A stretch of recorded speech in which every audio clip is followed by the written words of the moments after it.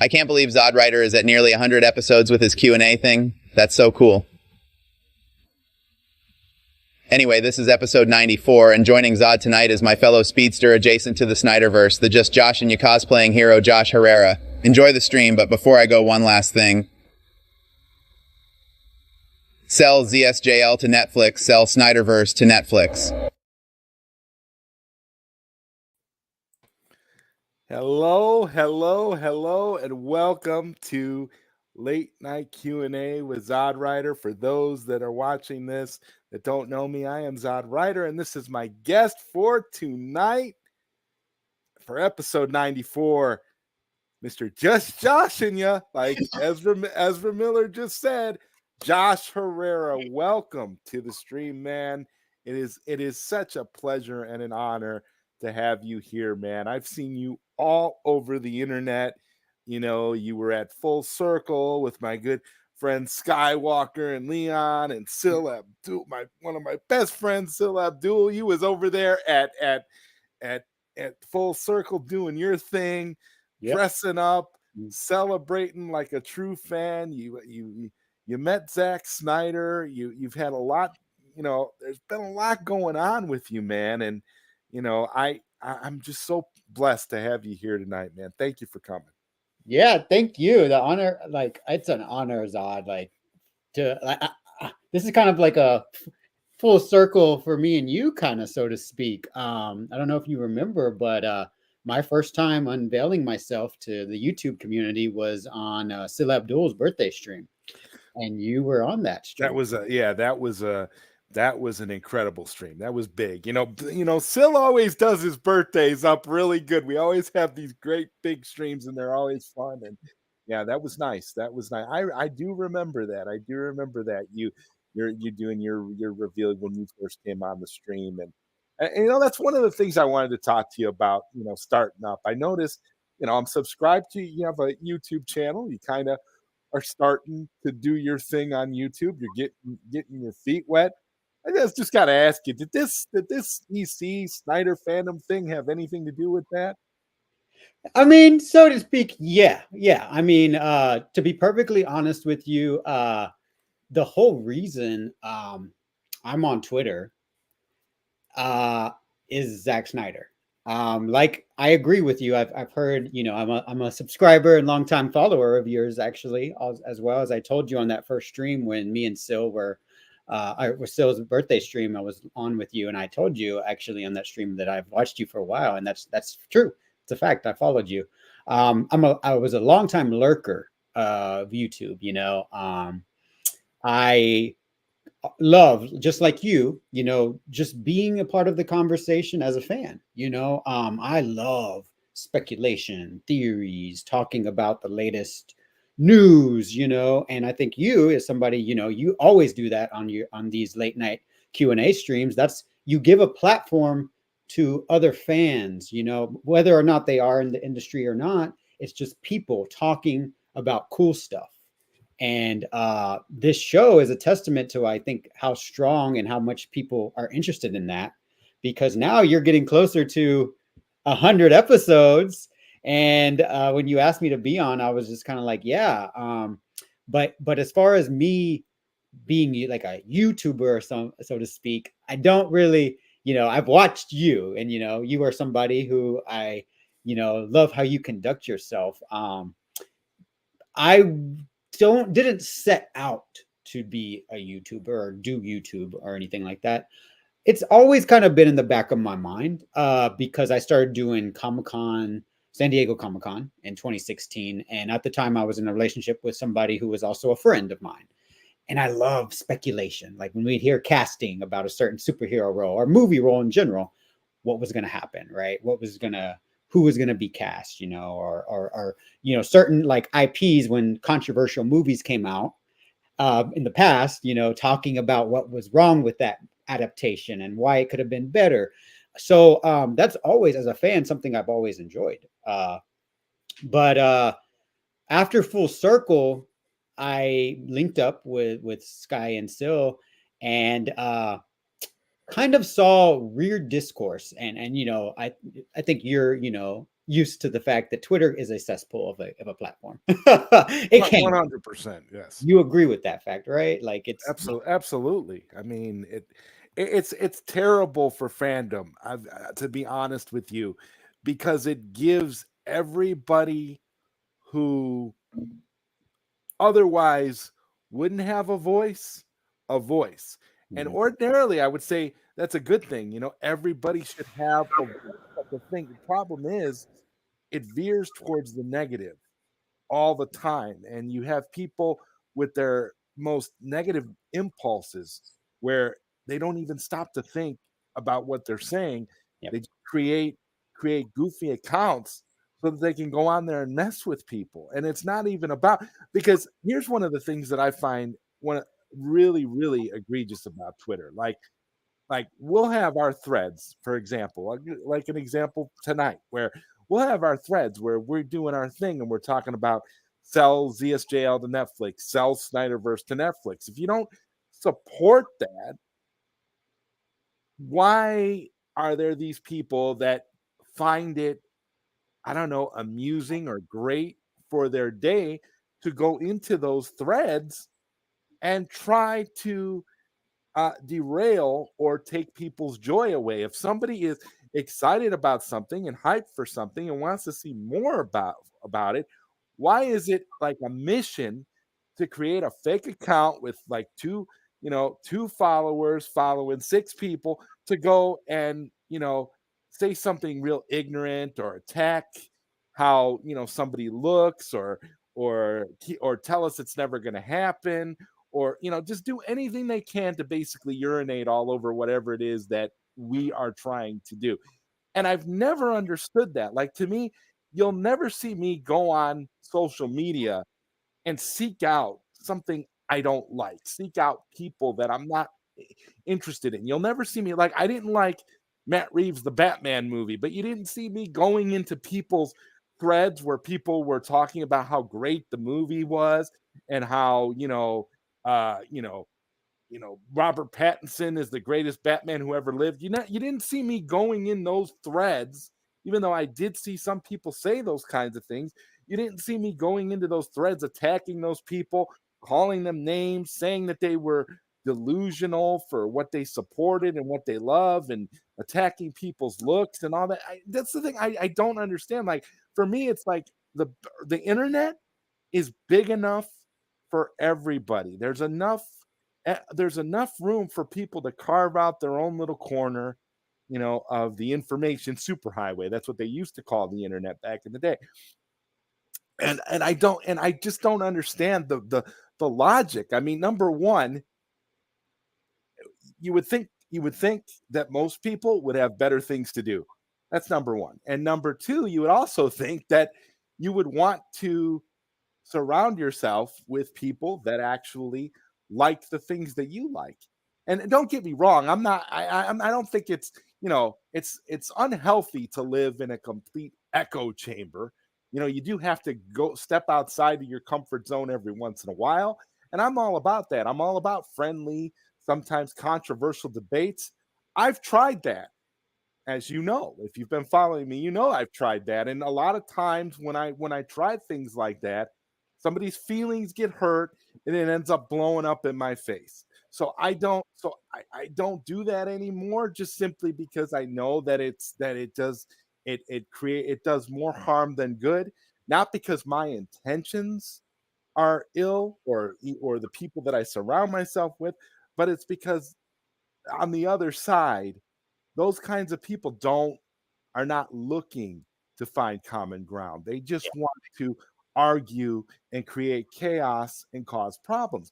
And that's what you learn. And you learn that as you continue to do these kinds of things. It's a maturity. You kind of evolve as a person, and you realize, hey, I'm just gonna do my thing and try to surround myself with the people that I want to be around, and not focus on that negativity so much. But sometimes it's unavoidable, and I feel like we put ourselves in that position every time we go on Twitter, because anytime you post something, particularly about the sell movement, you're you're opening yourself up to attacks. You're opening yourself up to that negativity, whether you want it or not, because some people, and I've said this a thousand times before, I feel like a lot of people have Snyder derangement syndrome. Anytime you mention anything with Zack Snyder and you say anything in a positive way, whether you're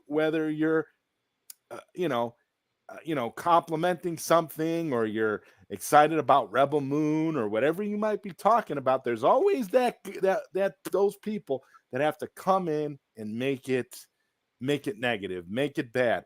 And I love when I try to have, debates with people that are all so for James Gunn's Superman legacy. And I like to have, friendly conversations with these people. And you'll go back and forth. And somehow, even if you don't bring up Zack Snyder, somehow Zack Snyder's name always gets brought up in the argument. Well, whatever it is, Superman Legacy is going to be better than anything Zack Snyder could make. And it's just like, I say to myself, well, wait a minute. We're not even talking about Zack Snyder. This whole thing has nothing to do with Zack Snyder. Zack Snyder has not been involved with DC for several years now, since Justice League. He hasn't had anything to do with them. So all of these movies that have come out since have been on WBD and have nothing to do with Zack, and they've all been flopping, but you're blaming Zack for it, and you're trying to use Zack as the punchline in every argument because Superman Legacy is going to suck. And that's kind of, and that's kind of the conclusion I've come to. It's like I'm seeing so much desperation from these people that I don't even like to engage in it. And what I love about you is I've noticed how you just try to rise above it, and regardless of whatever it is, just put out your positive posts, celebrate the movement, celebrate the people within the movement, talk about the things that you're passionate about, and just leave it at that. And you do a great job. And so that's one of the things I wanted to ask you about. Like, what's your strategy here? You do take the high road, and I appreciate that. That's a beautiful thing. Well, thank you for saying that, Zod, and I agree with everything you've said. Because I joined Twitter. You can go look at my profile right there at Josh62488 in 2009. So at that time, I think Sucker Punch was about to come out. But I don't know. I'm sorry, Watchmen had just came out. Okay, that movie. I watched 300. Right, and I love that movie, but it wasn't until Watchmen, that trailer, that I knew about the name of Zack Snyder. Right, so when I joined Twitter, I joined it actually because a former partner at the time was on it, and I was like, "What's this all about?" Right, and you got to think about what happened in 2009. Barack had just been elected. At that time, it was just kind of like what I saw Twitter to be was just a political landscape trash talk, right? And this ultimately still is to this day. But so I kind of got disinterested in Twitter, right? I was like, okay, I want to, like you said, I'm a person who want to talk about stuff that I enjoy. So I was kind of disinterested in it. But when I love something and I'm passionate about something, I go all in. I'm a head first kind of guy. So I do have to recognize that about myself. Like I can get passionate, and I can get strong feelings about things. And when I was younger, I kind of, I learned through past mistakes, how to process my emotions. And in my field, I think I might have told you this, or I don't know if you've heard indirectly, but I work in like psychology, sociology type fields, right? Mm-hmm. So in order to be able to do that, you have to have a sense of empathy and compassion for other people, but you have to understand yourself. You have to understand how you process. We as people, Zod, we are all process things and emotions differently, right? And that's something that I think when you have a platform like Twitter, it's hard to remember that, because we're just looking at an avatar of a person, right? Sometimes not even their face. And we're seeing what they read. And sometimes the text that they post on their tweet or their X or whatever you call it, we can't sense how they're saying that. We can sense the inflection in their voice, the facial, the face that they're making, right? So for me, I always try to keep those in mind when I see things like that, right? The reason I joined Twitter, primarily this movement, which I would consider an evolved version of Release the Snyder Cut, right? I didn't really start going all in with Release the Snyder Cut with the hashtags when I rejoined Twitter. Basically, I've always had one, but I came out full force in 2018, I believe. So I believe that is cited as a time when we almost got the Snyder Cut, but a certain ball cap wearing comic book writer slash wannabe executive kind of got in the way of that. Yeah. So that there were whispers of that, you know. Of course, I was around, you know, when Justice League came out. I gave little like tidbits, right, whatnot, but I didn't join Release the Snyder Cut till 2018. And I'll be honest with you, Zod, if you go back to my old tweets, which there are a lot of them, I exhibited bot behavior because I really wasn't using it as a serious platform. I always kind of dismissed Twitter as like, it's kind of a cesspool anyways. But when I started using it, I found certain accounts and realized there are fans that are just as passionate about art as I am.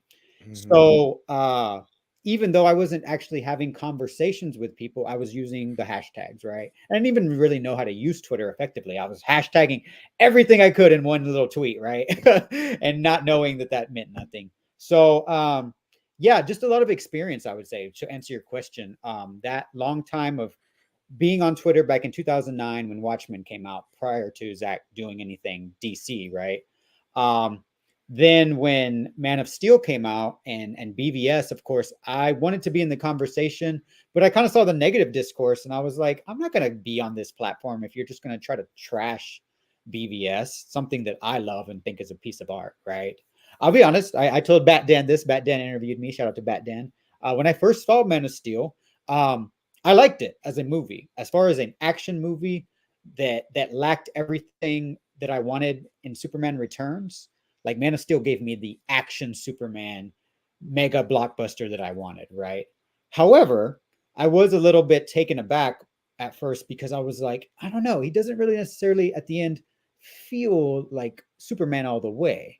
That's what I kind of said. And I was like, I don't know. Right. And that's when you start to realize as you grow further on as a fan along with these movies that, hey, he's giving us the hero's journey. You know what I mean? So it's sort of that, you know, position, you know, like it's a positioning. Zack Snyder is the guy that's not going to give it all to you in one movie. He's going to make you work for it, which is like, I mean, that's what the problem is with society today. I think no offense, but I think some of the people that are consuming these movies nowadays just don't have the attention spans to appreciate the kind of cinema. They don't have the patience to, you know, to understand that not every story can be told in an hour and a half and wrapped up in a pretty little bow. You have to take your time with good art. Yep. And that's just what we're going to call it. Since you use that word, we're just going to call it art because that's what it is. It is art. And if you don't have the attention span, you can't sit through a movie, you can't dissect a movie, and you can't appreciate the nuances of what makes something special, then there's lots of other cinema out there for you. Most of the Marvel movies that are out there are just popcorn flicks designed for consumption. And if you want movies that are just designed for consumption and aren't meant to make you think at all, you've got plenty of options for that. So I think a lot of it is people, to be honest, a lot of the stuff that we got, you know, that we got from Zack Snyder, those 3 Zack Snyder films, you know, that I say comprise, you know, the SnyderVerse as its own IP, Man of Steel, Batman v Superman Ultimate Edition, and Zack Snyder's Justice League. are movies that are made to make you think. They're meant to take you out of your comfort zone and to see these heroes as more than just heroes. They are depicted in ways that are majestic. It's a quality from based off of the source material of the comics that is not something we have seen. Okay, and Integrity 101 puts it very, very, good here. Thinking is so 1985. Yeah, I can go back and I could think of a movie called Brazil. I don't know if you saw the movie Brazil, but Brazil is a movie that Zack Snyder listed as one of his favorite movies of all time, and he actually talked about it. And Brazil, to be honest with you, has like 3 different cuts. There's like 3 different cuts of this movie, maybe 4. And there's a cut with a happy ending. There's a cut with a not so happy ending. There's a cut with a really, really dark ending. And then there was like a TV version. I mean, but that was back in 1985. Right. Okay, Integrity. And that was a movie that was designed to make you think.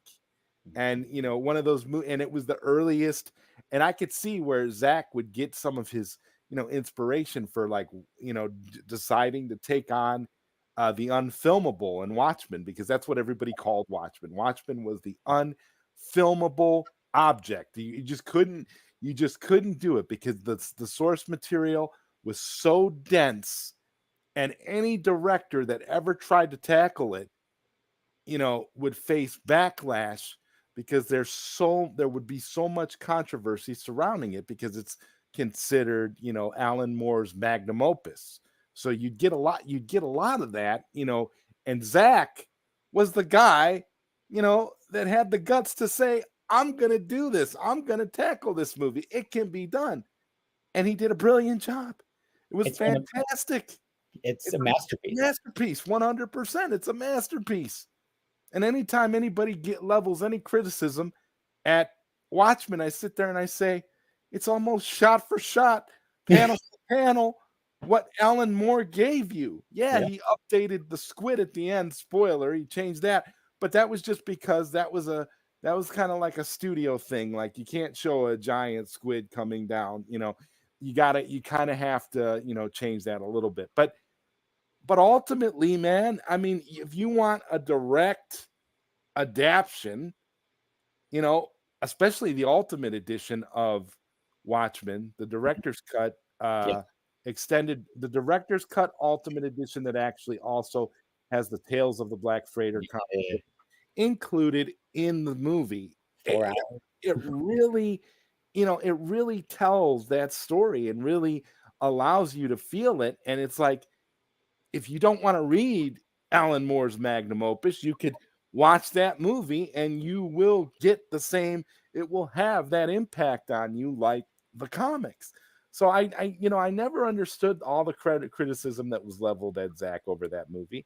I never understand, but I just think, getting back to my original point, that these movies are too deep. Yeah. For the people that are consuming these movies now.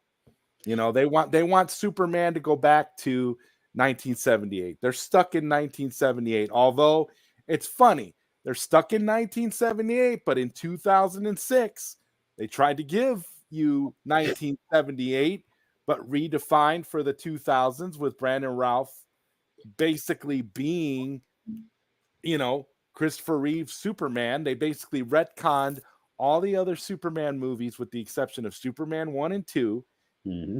And then they gave you Superman Returns, was supposed to be the direct sequel to those. And it didn't go over. People didn't like it. It got panned. They said that, Bryan Singer, he's out of touch. That's not Superman. Superman needs to grow. Superman needs to evolve. So what did Zack Snyder do? He took Superman, made him grow, made him evolve, right? Addressed all those criticisms. The biggest criticism, I'll never forget this, the biggest criticism from Superman Returns was Superman never threw a punch, right, Josh? He never threw a punch. That you mentioned earlier about, the action Superman, right? No action. Never threw a punch. He never threw a punch in the whole movie, right? In fact, Brandon Routh got his butt kicked by by Kevin Spacey and his goons Yeah. with the kryptonite shard, right? Zach Penn, I think, like threw him around or whatever his name was. And I'm just like, yeah, the guy from White Castle, Yeah. Guantanamo Bay or whatever it was called. I'm like, you know what, and so you're telling me that he took Superman and upgraded him for today's society.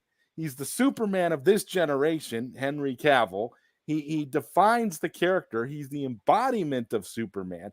He's doing everything right, and yet people have issues with it. People are panning it. People are, oh, Superman this, Superman. It's like you guys don't know what you want. And if you think that James Gunn is going to be able to deliver to you something better than what you got with Man of Steel, you're setting yourself up for a big disappointment, because James Gunn does not have the capacity as a filmmaker to evolve Superman, because Superman, again, has to evolve. And that's what Zach was giving you, the hero's journey.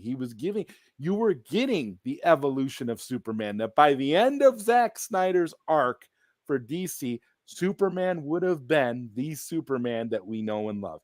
He would have been that comic book version that, the big blue Boy Scout, that's what you would have gotten.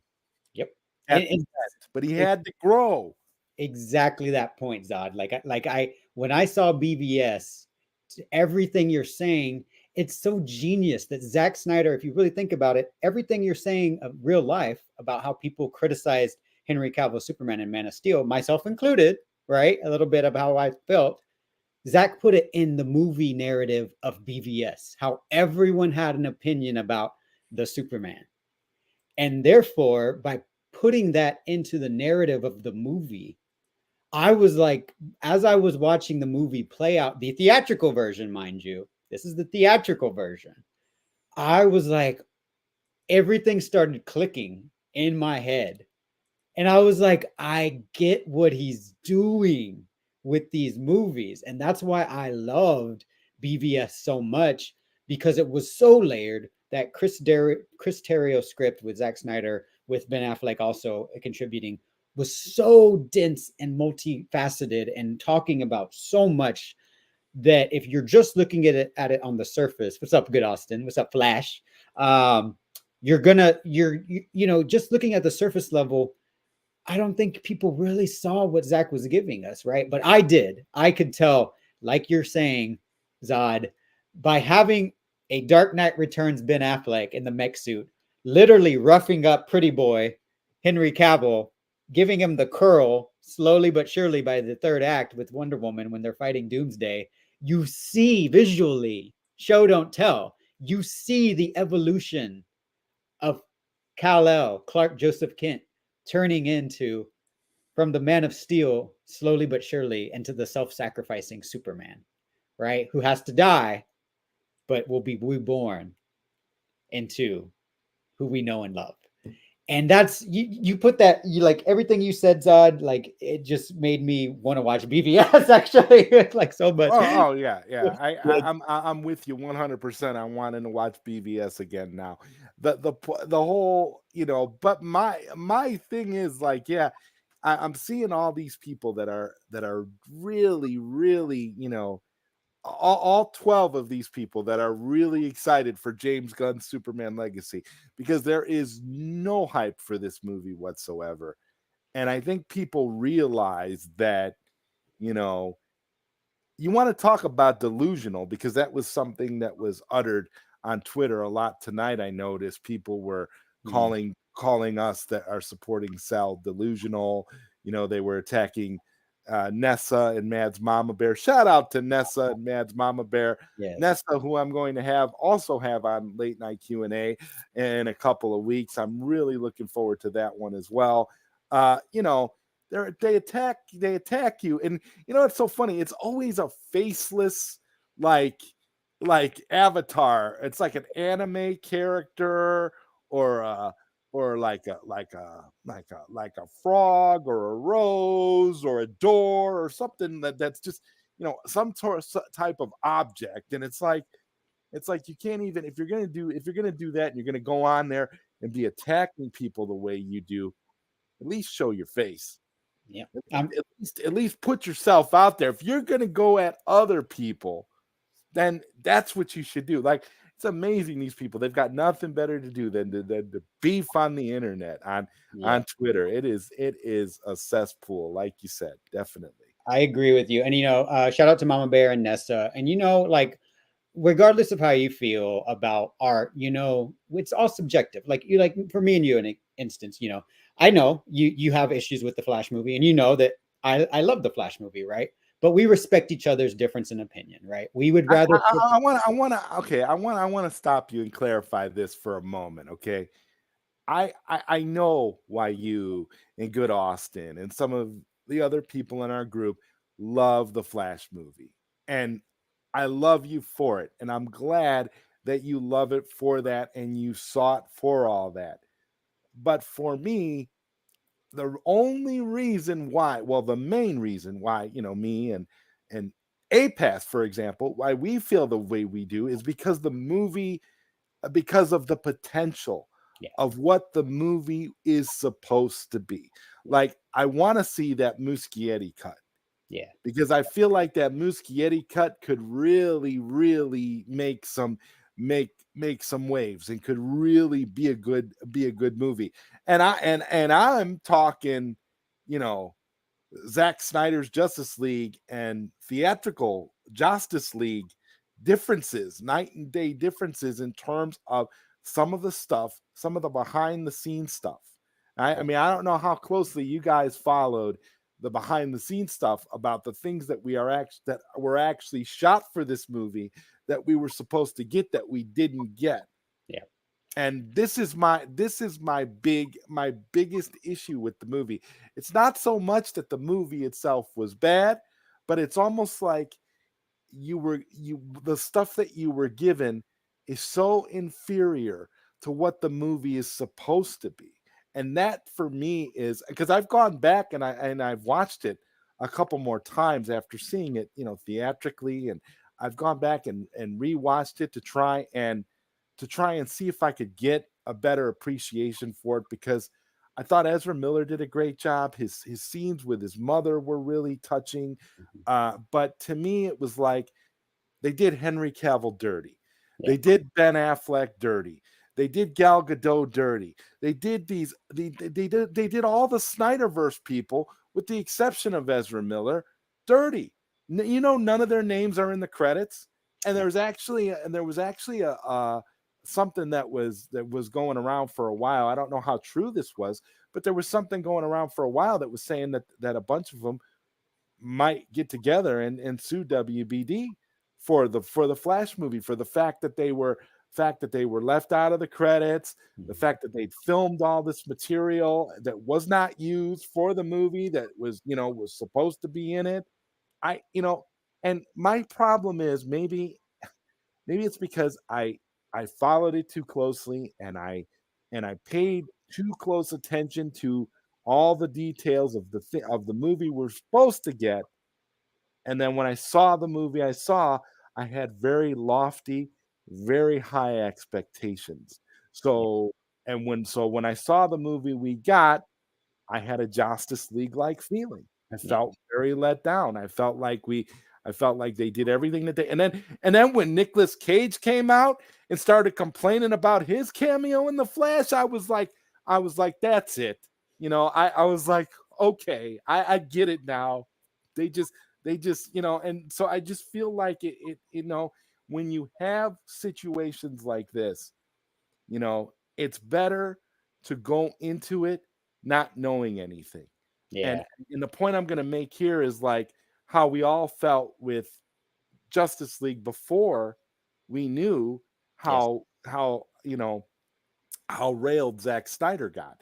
Like when we went in there and we all watched Justice League, we all convinced ourselves, oh, it was a good movie. It was okay. It was all right. We all convinced ourselves. And then, the more, I mean, I think for me though, I got into the release the Snyder Cut movement very, very early.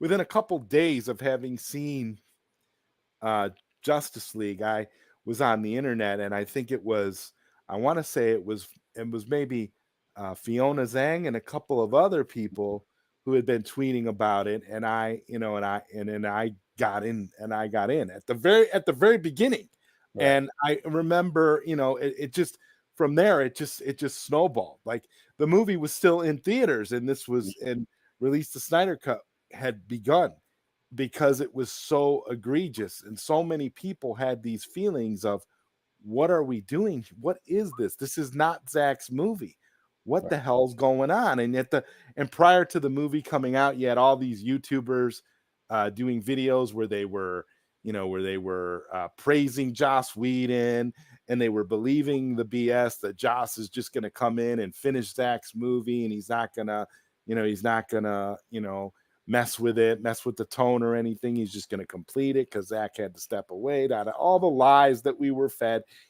But with with the Flash, what hurts the most for me as a fan is the fact that Muschietti directed this movie. Yeah. So either the studio did Muschietti like they did David Ayer, or they did Muschietti similar to how they did Zack Snyder. Either way, that's not a good thing. And I don't, and that's why for me the Flash movie will always be tainted. I can't. So like I said, I don't have a problem with you guys loving it and you guys getting something more. I wish I could feel that way, Yeah. but I also feel like it's my own fault because I went in with super huge expectations. 100% like understandable. And thank you for sharing that, Zod, because I think, your feelings are 100% valid when you say all of that. It's because you love that character. You love this IP. You love this universe, right? And when Yeah. you, at the end of the day, what could have been not, being as great or as beloved, even, you can't really settle on something when you have so much love for something. So I understand that about you, and thank you for sharing that, because we talked about how Twitter is a cesspool, but like stuff we've mentioned already, like finding each other through the Release the Snyder Cut movement, was all there. Twitter is also can be used for good, right? And kind of going back to your question about how I handle myself on there, it's because you, unfortunately, with everything in life, we got to take the good with the bad, right? Mhm. I think the reason why I ended up probably liking the Flash a little bit more, I was scared to death, Zod, of the Flash. All the rumors about it erasing the Snyderverse and completely rebooting it and all that. I think honestly my bar was probably lower than most people, because just to see those characters who I love, that cast in particular, the one reason I'm married to Zack Snyder's Justice League, and even I think the first Phase 1 Avengers cast is so well perfectly cast. And from what I understand, it's the same casting director that did Phase 1 of the MCU and also the DCEU. So I'm tied to those franchises because of excellent casting, impeccable casting. Honestly, I've never really liked the Avengers, but because of the cast, those cast members propelled those characters for me more so than I was ever interested in actual comic books of those characters. I always loved DC as characters. Like you, I was more of an kind of drawn to X-Men for Marvel or Spider-Man. Like those were my comic book Marvel that Marvel got me. Right. For me with Marvel, it was Spider-Man and X-Men. I read Yeah. Spider-Man and X-Men alongside Superman, Batman, and all the DC stuff I read growing up as a kid. So yeah, I think and I think to me what added insult to injury with the Flash towards the end was the way they left it with George Clooney, where they ended it on a punchline rather than ending it like here's the thing, and I want to make this comparison.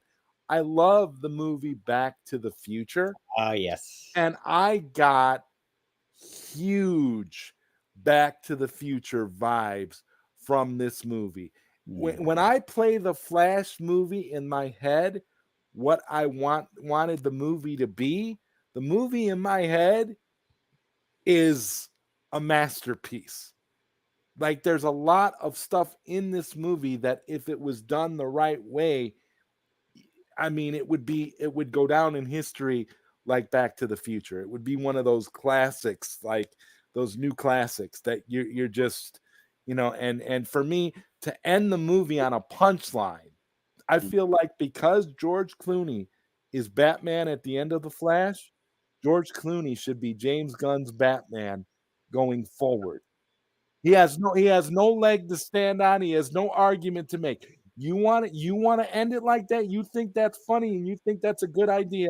Then George Clooney is your Batman moving forward. He should own it, and that's how it should be. And I would respect the Flash more if that's what Gunn decided to do. Fine, that's what you wanted. That was your plan. But to know, man, that we could have had Ben Affleck stuck in the nightmare timeline, seeking help, seeking Barry to help. I mean, the cliffhanger, it was filmed, man. It was filmed. They released screenshots of it. It was filmed. Like, I just don't get it. I don't get it. Hashtag I don't get it. And I'm hurting because of it, because it's so terrible. And they also did Supergirl dirty too. Yes. They butchered all her scenes. I believe. Yeah, and they did Michael Keaton dirty too, because Michael Keaton's Batman wasn't supposed to die at the end of the film. Yeah, I heard. I don't know if it was you, but there's an arc. Okay, there was an arc that in the original script, there's an arc that plays out between Ben Affleck's Batman and Michael Keaton's Batman, and that arc is played out throughout the film, and it's almost like, I want to say, like what George Lucas always says, it's poetry. It like rhymes. It's sort of so like that scene where Barry's telling Ben Affleck, hey, we can hang out, and if you want to hang out tonight, whatever. That last time you see Ben Affleck, and he says, "Not this time," and he gets in his car and he drives off. That was supposed to carry through to the Flash and through the Keaton. Through the Keaton thing, and you were supposed to get those kind of almost like quantum vibes between Ben Affleck and Michael Keaton. There was a lot we were supposed to get that we didn't get. I don't think there was ever going to be a scene between Keaton and Ben Affleck on screen, but there was going to be more of a through line between the characters than what we ultimately ended up getting, because James Gunn made it very clear that he hates Michael Keaton's Batman. He has a Facebook post from a few years back where he's talking crap about Tim Burton and trashing Michael Keaton as Batman. And so I know that the mandate to kill Michael Keaton's Batman came from James Gunn. He was not supposed to die. And that's another problem that I have with the Flash movie. So, I mean, I see the whole picture. I see why people like it. But I also understand why I don't, and why other people feel the way I do. So, I haven't ever really spoke about this, and I guess we're going to try to keep this a positive stream, right? But when you put it like that, when whose hands were in the cookie jar, basically doing a whole Joss Whedon type, mix up of what was supposed to be of an art piece, right? Like the Flash, you get PTSD, right, from not only, Zack Snyder's Justice League or Justice League 2017, but it goes back further. It goes back to even the Richard Donner days when the WB as a studio still. That's a great point. They've been sabotaging movies for decades and decades. What they did to Richard Donner was a travesty. Yeah. And it was only because of the internet that we eventually got the Richard Donner cut of Superman 2, because people have been asking. Do you realize people had been asking for the Richard Donner cut of Superman 2 since Superman 2 was a thing? Since Superman 2 was new back in early, 78, 80, like 81, 80, early 80s. I mean, they were asking for it then. There's actually, if you go back and look, there's actually DC Comics, where people used to write in, and there's actual letters from people who literally wrote into DC Comics about the Richard Donner cut of Superman 2, and you can go back and you can find it, and there was fervor for it. There was passion for it in the way very similar to the way we were for release the Snyder cut. It's unbelievable. And then there was this whole controversy because there was an extended TV version of Superman 2, and it ended up later on being released in the bootleg circuit as Superman 2, the restored international cut, because it had a lot of scenes and stuff and things that were cut. And then we got, why did we ultimately get the Donner cut of Superman 2? As a promotional vehicle because of Superman Returns. Because Superman Returns was tying in with the Donnerverse. And so they wanted to give you Donner's version of Superman 2. And unfortunately, because Donner didn't get to film all the things that he wanted for that movie before he was let go, they had to patch it together with some stuff that Donner would not have wanted to use. It's like almost like, so we're very fortunate with what happened with Zach, where Zach was able to do what he wanted and actually go back and film some additional scenes, make some changes, and things like that. Whereas Richard Donner, he didn't have none of that. By the time his cut came out, which was 2006, the same year as Superman Returns. Yep. I mean, imagine waiting that long for Richard Donner's cut of Superman. I mean, being a Superman fan and, seeing pictures on websites of Marlon Brando in Superman 2 and like, that's Jor-El. Where's that scene from? And all this stuff. Like, yeah.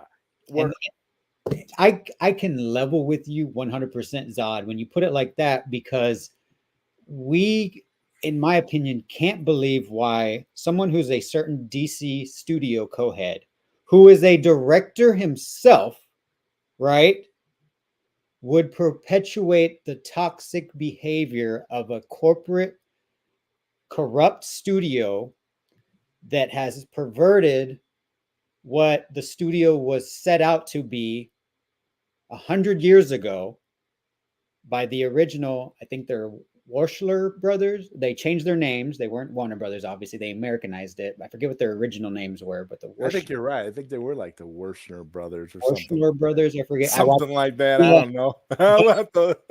But why would a director do that to another director's piece of art?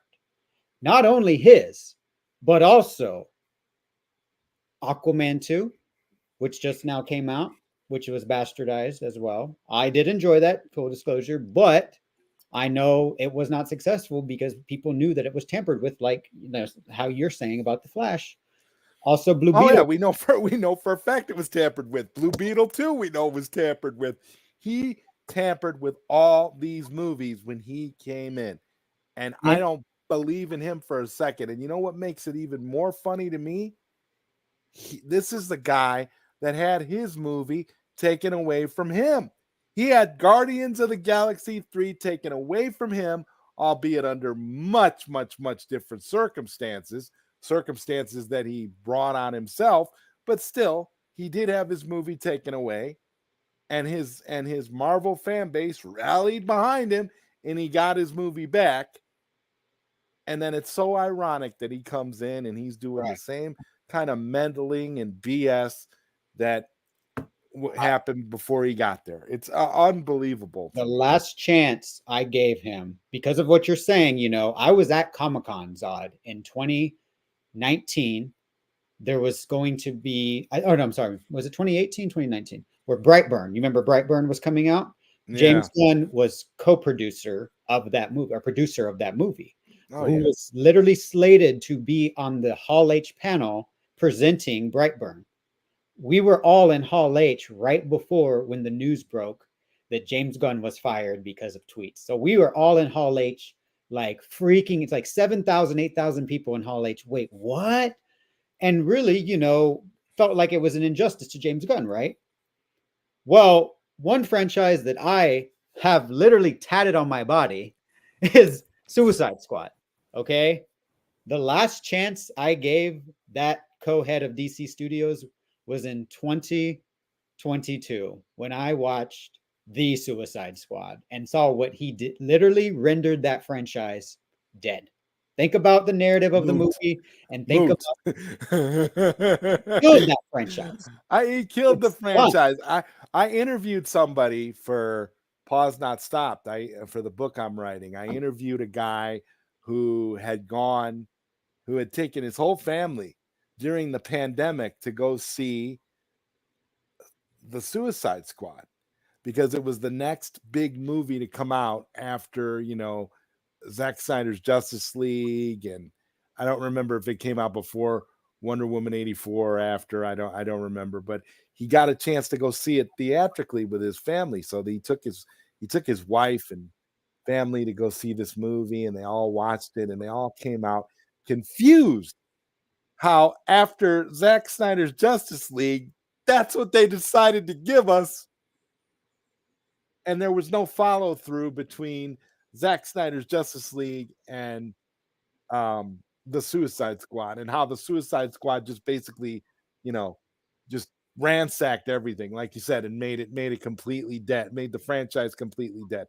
That, for me, just like what you're saying right now, is when the DCEU died as a franchise for me with that movie, because I realized, here's the thing. I wasn't a fan of Wonder Woman 84. I didn't really care for it all that much. I thought, a lot of the acting was hammy, whatever. I didn't really care for it, but I didn't think it killed the franchise. Right. But when I saw the Suicide Squad, that was the end for me. I literally thought it was one of the worst movies I'd ever seen in my life, if not the worst. And I totally just checked out after that. I knew after that I wasn't going to be able to take anything that came out seriously.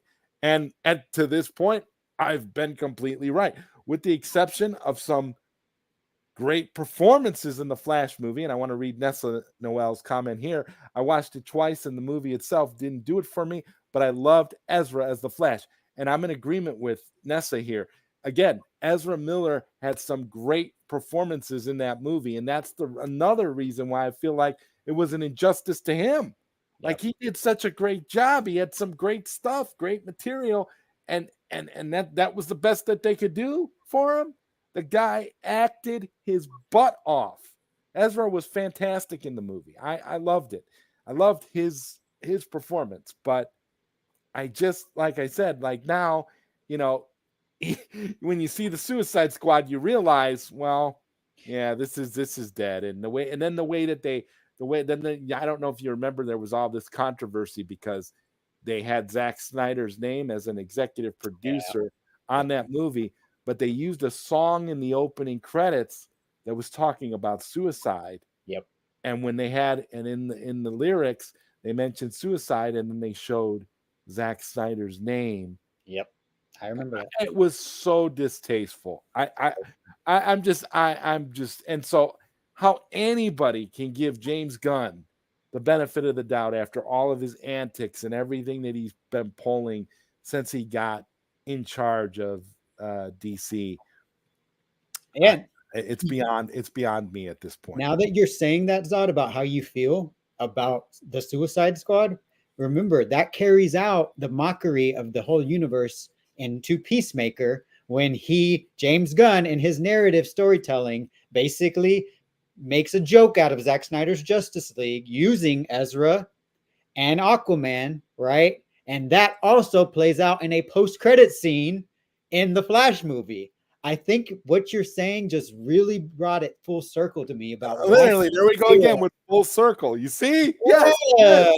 Yes. Now, see, that post-credit scene at the end of the Flash, like, what was that? Why did we need that? Are you serious? It was just designed again to add another level of punchline-ness to the DC EU. And that never, okay, honestly, I'll be honest, when I saw the Flash multiple times, Zod, I saw it multiple times. I actually saw the test screen version back in May when Skywalker and me both saw. The version I saw was not a finished product. In the last act with the multiverse and the worlds, there were actual crash dummy CGI renders of placeholders, essentially, when I saw the movie for the first time. And I'll be honest with you, The version that was finished that I saw afterwards wasn't too different from the test screen version that I saw. What I believe happened, I don't know if you probably know anything, but I think they probably, they sabotaged the release and the rollout of the Flash, trying to make it underperform. I think I was actually attacked on Twitter because of that when I came out positively talking about it. Got death threats and everything, which is not something that's new. I know. Death threats are all Aaron over the place Fisher on just here, had and it. Yeah. I got quite a few death threats when I was putting out clips for Pause Not Stopped, and when I was talking about I was pointing out the fact that James Gunn fans don't pay to go see movies. I was getting death threats then too. So yeah, death threats are not new, and we've all gotten them. If you're on Twitter long enough, you haven't made an impact on Twitter until you start getting death threats. Let's just put it that way. And when it's happening to people like Nesta Noel and Mama Bear and ridiculous stuff like, Yeah, this is art, this is movie, but we know that a certain co-head of DC Studios has a tactic, thanks to Nicole Perlmutter. I think that's her name, Perlman. I'm saying Nicole Perlman, who wrote the original Guardians of the Galaxy with James Gunn. That co-head is known to use his online following to negatively influence people about him. Of course. So when you watch these films, DC films that he's put out or he's had a hand in, like you're saying, we as Zack Snyder fans, we see beyond the surface. We see stuff as it's meant to be seen. And some people can't see that, right?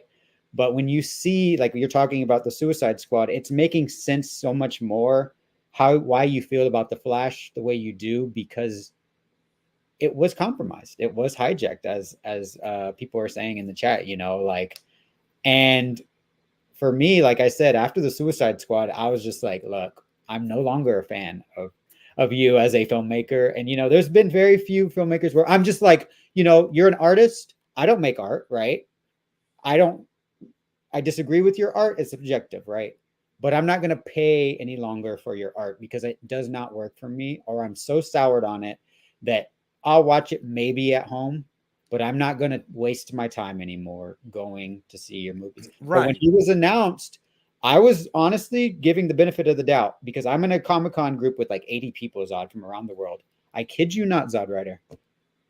I'm being honest. Like you're saying, there is relatively zero hype amongst what I consider general audience for Superman Lunacy, Superman Legacy. And the only people that are supporting it that I've seen, there's like out of 80 people that I'm in a Comic-Con chat with, there's 2 people that just hate Zack Snyder. And when I bring it up in those chats, it's always Superman Legacy is going to be so much better than Zack Snyder's. It's not even like I'm excited for James Gunn. Right. That's always the punchline, right? That it's going to be better than anything Zack Snyder did. Yes. That's what it is. It's not that the movie's going to be good on its own merits. No, it's just going to be better than what Zack Snyder did. And that shows you right there. Well, then if you're taking your time to mention Zack Snyder, then you're not really a fan of James Gunn. Because if you're a fan of James Gunn, you'll be talking about how James Gunn can do it. Right. James Gunn has the merits to do it. You're not going to care about Zack Snyder because this is the thing. Zack Snyder's been out of DC for a long time now.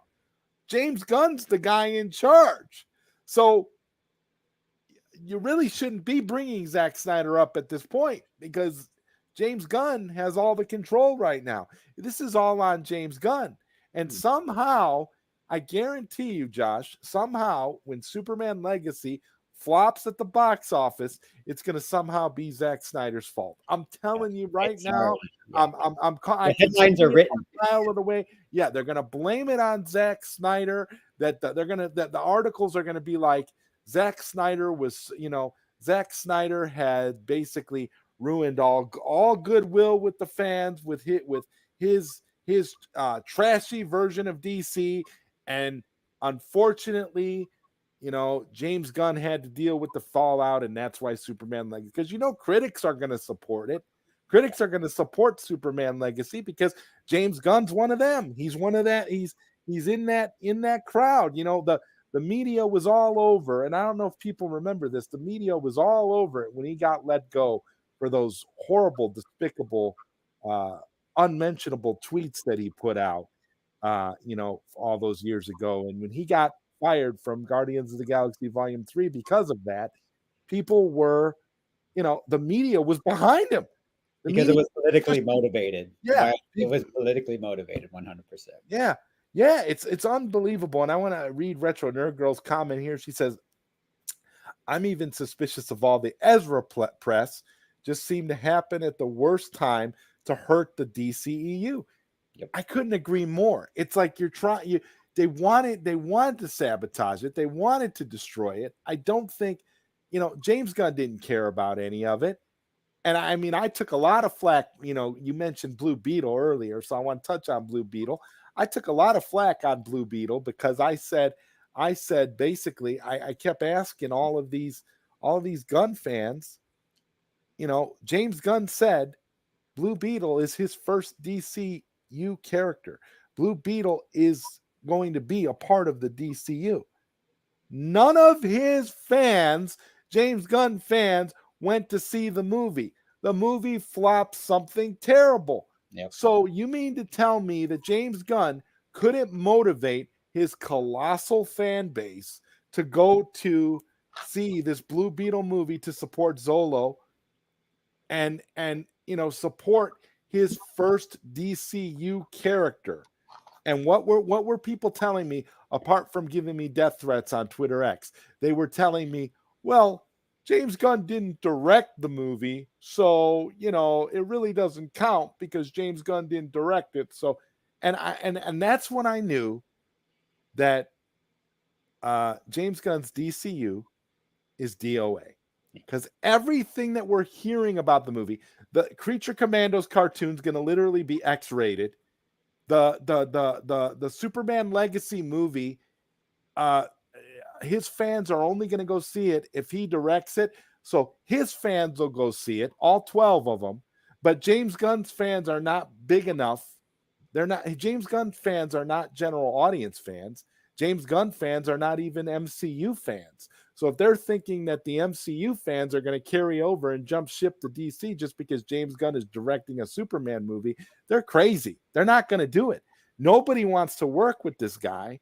People are turning him down left and right, but we're supposed to believe that there's all this hype and that this movie is going to be the greatest thing since sliced bread. And now he's using, allegedly, he's going to use the rumors are that over a year ago when he posted that picture of Kingdom Come Superman with the Authority, he kind of leaked out basically the plot line of what the movie was actually going to be.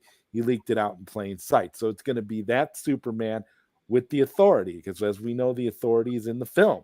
So I'm at the point now where I just throw my hands up and say, well, when it happens and it fails, you know, we can all just look at it and say, well, you know, we knew that this was going to be bad. None of us are sitting here thinking, oh God, yeah, the hype is real. It's just terrible.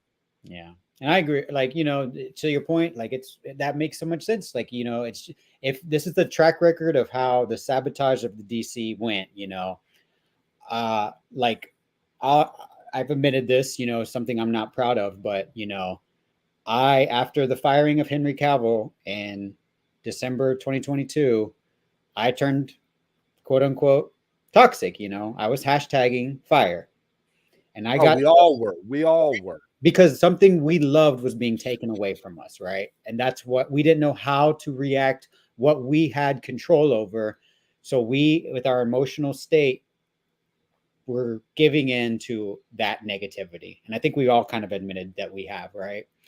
However, because Twitter is a platform where we can find like-minded people, right, who really love stuff like we do. We got a certain hashtag from a certain person that was all about positivity and not engaging in those dark thoughts and not in those impulses, right? And so instead of focusing on negativity and getting someone fired because you don't like that they're taking something away. Let's think outside the box, right? Let's think like Zack Snyder. Zack Snyder always is not conventional. He breaks the wheel. He does something new. And Skywalker the Jedi did that for all of us, I think. When Syl was telling us it's over, Death of the Justice League, right? Sky was like, what about this hashtag? With ROEs, thanks to Leon of the New Geeks, the Good Austin, and Necron, that we're all about going a different avenue and getting it on streaming getting sequels to the art that we love on a streaming platform somewhere else. Since the company that's been toxic for over 100 years now doesn't care about the fan base, doesn't care about literally IPs that are making money, are all profitable, they would rather sabotage that and go in the negative to prove a point because they didn't like a certain filmmaker, right? They would rather sink the company than give the fans what they want. So the fans were like, you know what? We're going to go somewhere else. And when hashtag restore ended up being nowhere, we were resorted to hashtag fire. We're like lost. But then hashtag sell came into play. Exactly.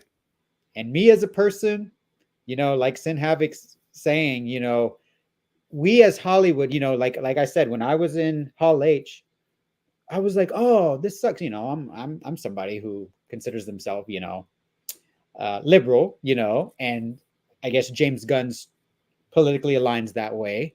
And so the person who helped get him fired was on the other side of the line.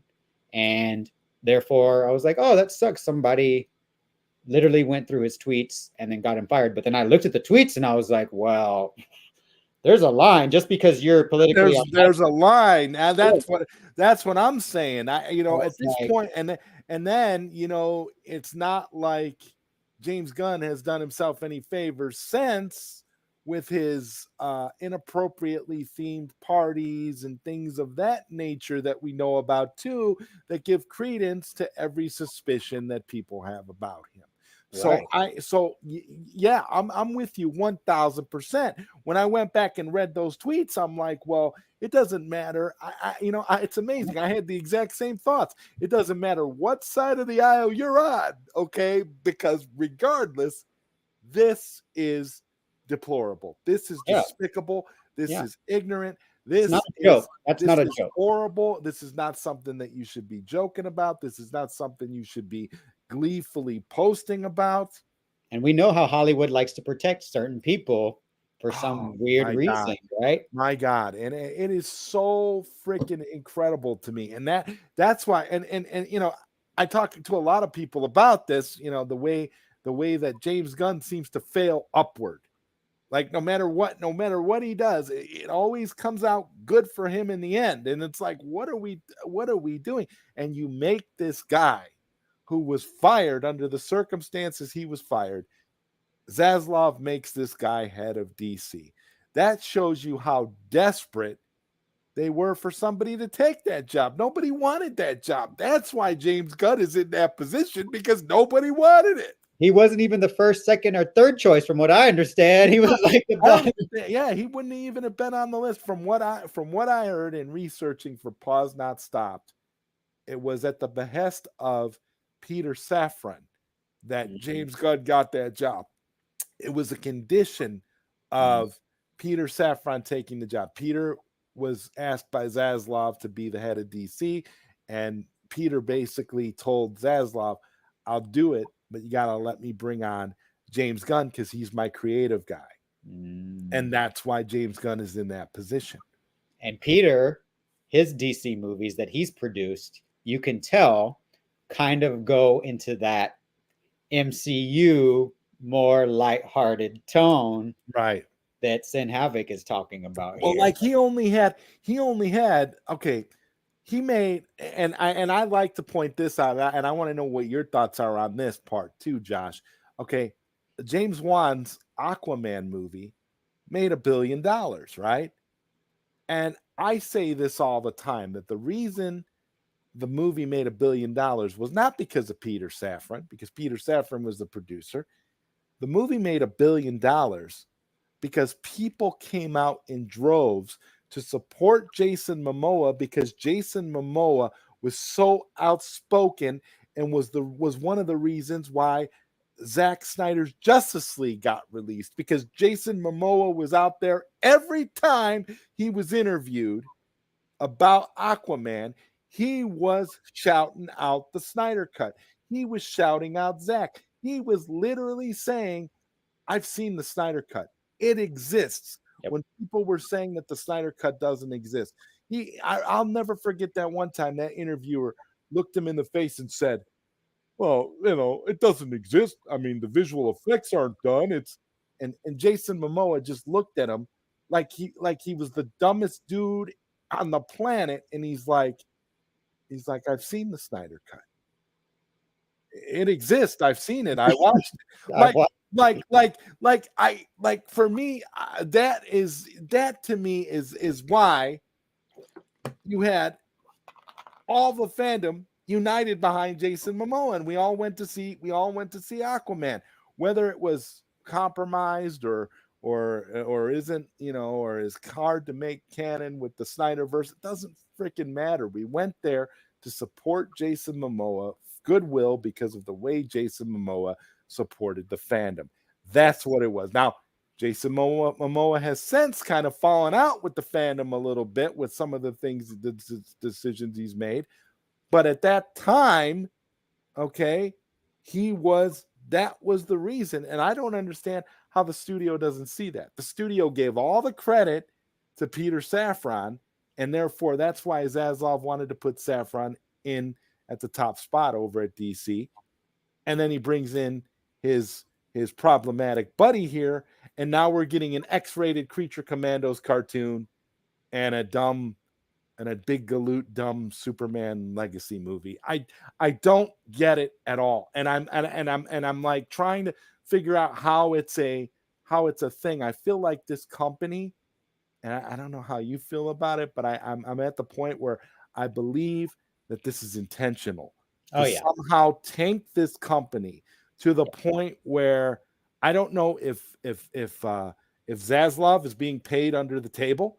I don't know if it's because if Gunn is getting paid. I don't know.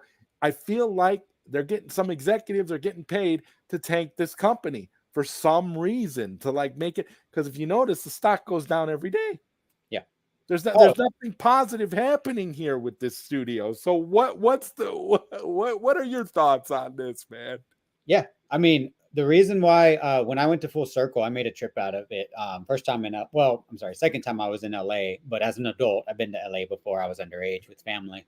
But I went to the Warner Brothers studio lot, Zod, and they were celebrating that year in 2023, the 100th centennial year of Warner Brothers as a studio being in existence, right?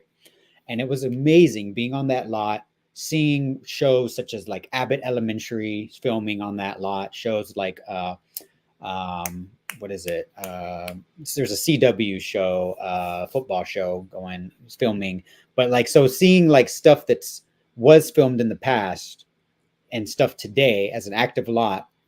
There was exhibits to Superman 78, Linda Carter, 1977, Michael Keaton, Batman 89. And then there was also exhibits for Zack Snyder's Justice League, right?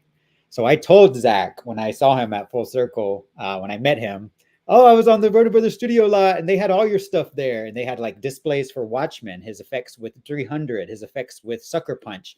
And he was like, oh, that's kind, because I know you don't want to put that stuff up there. So he knows that deep down, like certain executives don't want him right there. When you really look at the facts to what you're saying about all the history of that studio and some stuff we've talked about and how the executives have undermined the creatives, you can't look at it any other way that this is a inside corporate sabotage situation, right? If you look at the history of David Zaslav, he came and has roots with Universal Pictures, from what I understand. And we've been hearing about potential mergers between WB, Paramount, and Universal. And I think even Paramount, WB, and Universal with David Zaslav have already started talking about a combined sports network, right? So we're already seeing certain threads apparently. Yeah, and then Paramount, I guess WB, I guess it was announced today that WB and Paramount are no longer interested in merging or something. So and that's probably because Paramount is kind of, they're not doing the best either. They have right. shows, they have shows on Netflix that are doing well. Their IPs that are on Netflix are doing good. But yeah, I think we are literally seeing a travesty right now with a studio that is being purposefully sunken. And we as DC fans, we know what's happening. We know what James Gunn and Safran are doing. They are perverting and literally purposefully turning away the DC fans, that the fan base currently, they're turning us against the product so that we boycott or we want to try to walk away from it, right? And me, like I said, I want to love DC. I was a fan of DC way before Zack Snyder, right? I was a Superman. Me too. Yeah, Superman. Yeah, like that was my first. When I found out on the Super Friends that Batman knew Wonder Woman and Superman and the Flash, I was like, wait, what? Blew my mind. And of course, that rolled into, Batman the Animated Series, Superman the Animated Series, and then all other stuff. Batman was kind of I was born in 88. So in 89, like I watched that movie way too young. And before that, actually, Adam West was my first ever Batman. My grandfather, I still to this day have Adam West 66 Batman episodes taped. I love Yvonne Craig for that very reason, because he mostly had season 3 of Batman, the TV show, filmed for me. So love Batman, love the goofy Batman, right? But that he's evolved. That character has evolved. And I really do think that the creatives now are purposefully turning the product into something that the fans don't want, so that they can say, look, DC is a dead brand. Look, Warner Brothers as a studio is a dead brand. Therefore, Warner Brothers will be dissolved and it will be Universal Discovery. I do like they've already dropped like HBO from Max, right? Yeah. They've already like we kind of already know, and now it's trickling down to like I have a Comic-Con chat, like I told you, with 80 people, and most of them I would consider they're comic geeks, right? But they're not really like into this scooping and stuff like that we are, and so right. Stuff. Yeah. But the insider stuff, even they know what's going on. They're even like, yeah, Warner Brothers is probably not gonna be around. So like even amongst general public, the writing is on the wall. Yeah. You cannot look at what's happening and not see. They think they're getting away with it and they're sneaky. But this is literally, to your point, like about talking about some of the cast members of the Flash lawsuits, like this is going to be a huge deal. I think it's going to be historical when, if or when, the reckoning comes. But I don't know. Remember Elon Musk, remember what Elon Musk did when there was the potential that WB wanted to cut Amber Heard out of Aquaman and the Lost Kingdom. Elon Musk came out and said, you take her out of this movie and I'm going to bring you down, because he knows where all the bodies are buried. Listen, and what happened? Mira is still in the film. And she's got a pretty, I wouldn't say she's got a huge part in the movie, but she's in there for quite a while. So I wouldn't, listen, they know. They know what's going on around here. I wish, it's almost like, it'd be almost cool if Elon would be like, you know what, I'll buy DC, whatever. Yeah. We're all on your platform, Elon. We're all on your platform anyway. And he's seeing that stuff every day. And it's like, you might as well just do it. And Sin Havoc here says the MCU book confirms Gunn's involvement with WB, DC, and Marvel Studios since 2011. The plot thickens. Thank you, Sin Havoc, for saying this, because again, that goes back to all the things that I keep saying had been saying on APAS and I on our early I Don't Get It episodes, and even before that when I was saying about them wanting to do a Marvel versus DC crossover thing, and this is kind of Gunn is kind of the Trojan horse trying to set that up, the go between Feige and Warner Brothers so that this can happen, the middle conduit.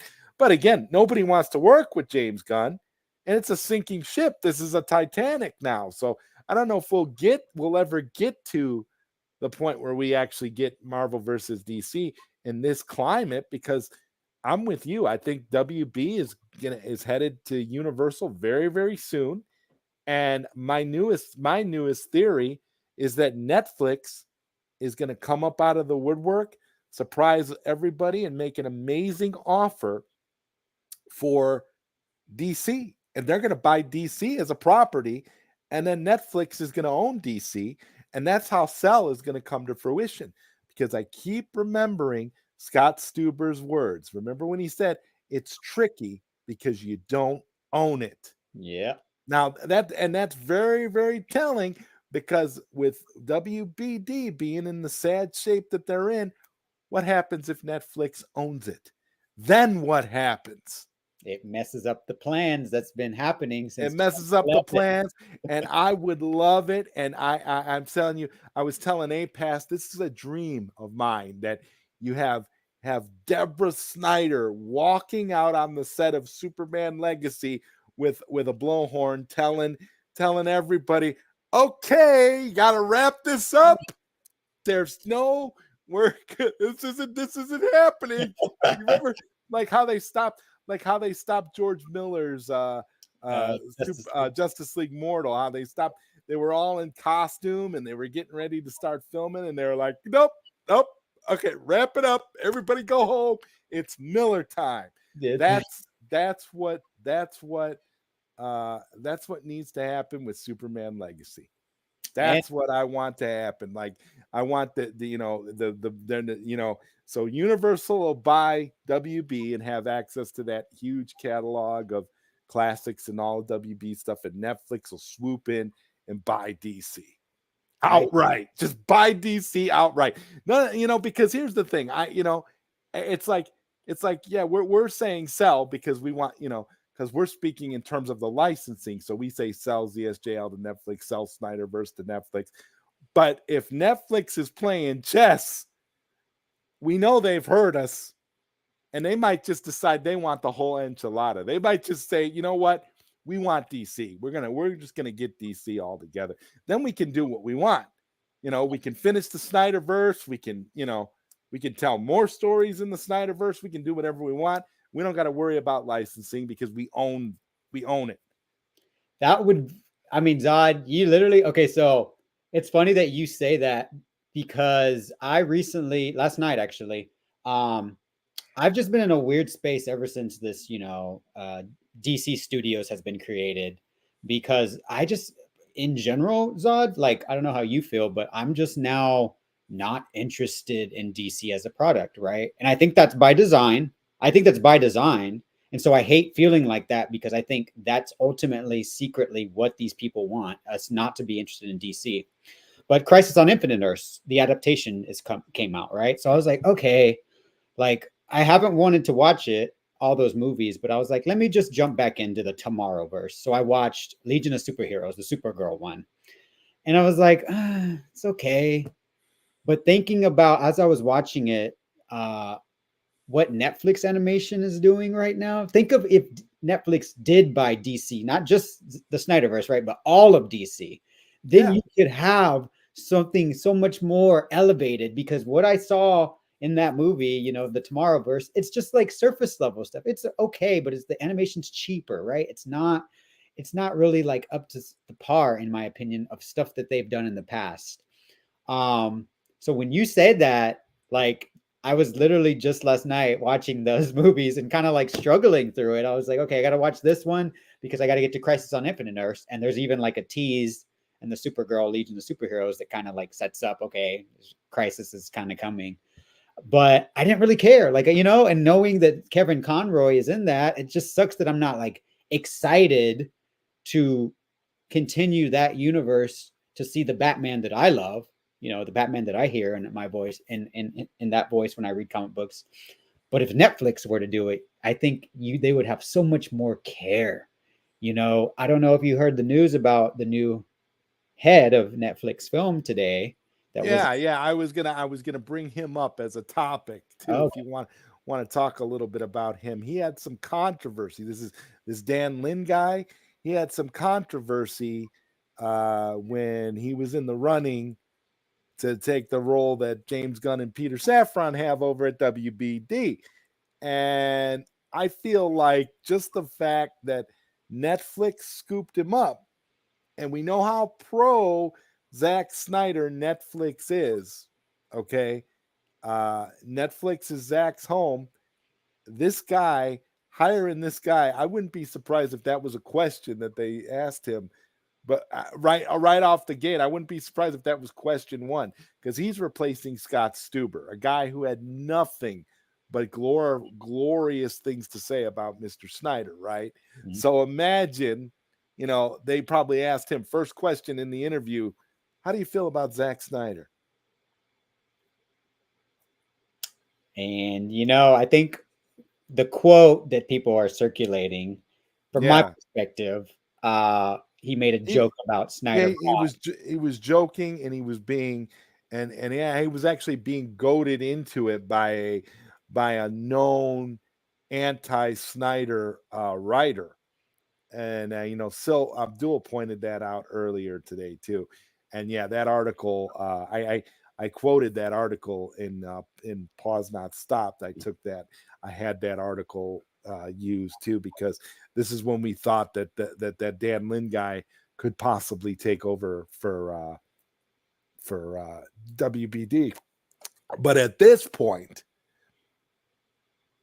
it would be so ironic, wouldn't it, if the plan for Netflix is they're going to buy DC outright, like we've been talking about, and then they're going to put this guy in charge, and then they'll bring in Deborah Snyder. They've already got Zach, and they'll do their thing.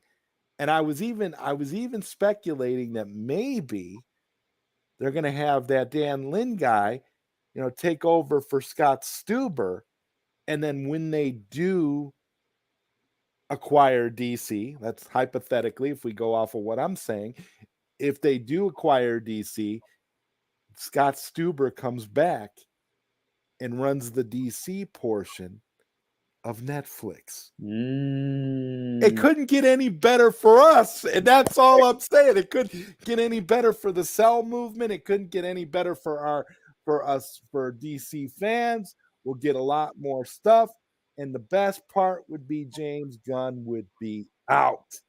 That would be the best part. I think just for the IP in general, because like I'm saying, I don't Oh, want to be a hater of James Gunn, but his stuff that most people that I talk to who are Marvel fans, right? MCU fans, they're just not really like interested. We haven't really seen anything, yeah, but when you hear about the plan and whatnot, it's just like another reboot, people were already into this cast and they were already invested with these characters.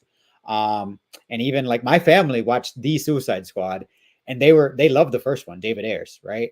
oh yeah. My mother, I remember, she watched The Suicide Squad and she quoted as saying, "Who made that movie? They literally have issues." And I was like, "You're right, Mom." Because unfortunately, I don't know what his upbringing was like, but I've heard that I guess it wasn't good. But you can see him working out his own personal trauma in weird, twisted ways in the characters that he portrays, right? And when you have something like superheroes that children look up to, right?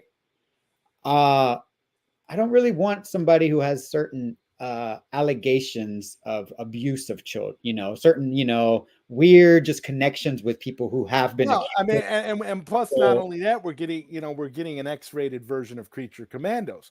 So I mean, let's just think about that for a second. This man is literally launching his DC universe off of an X-rated cartoon.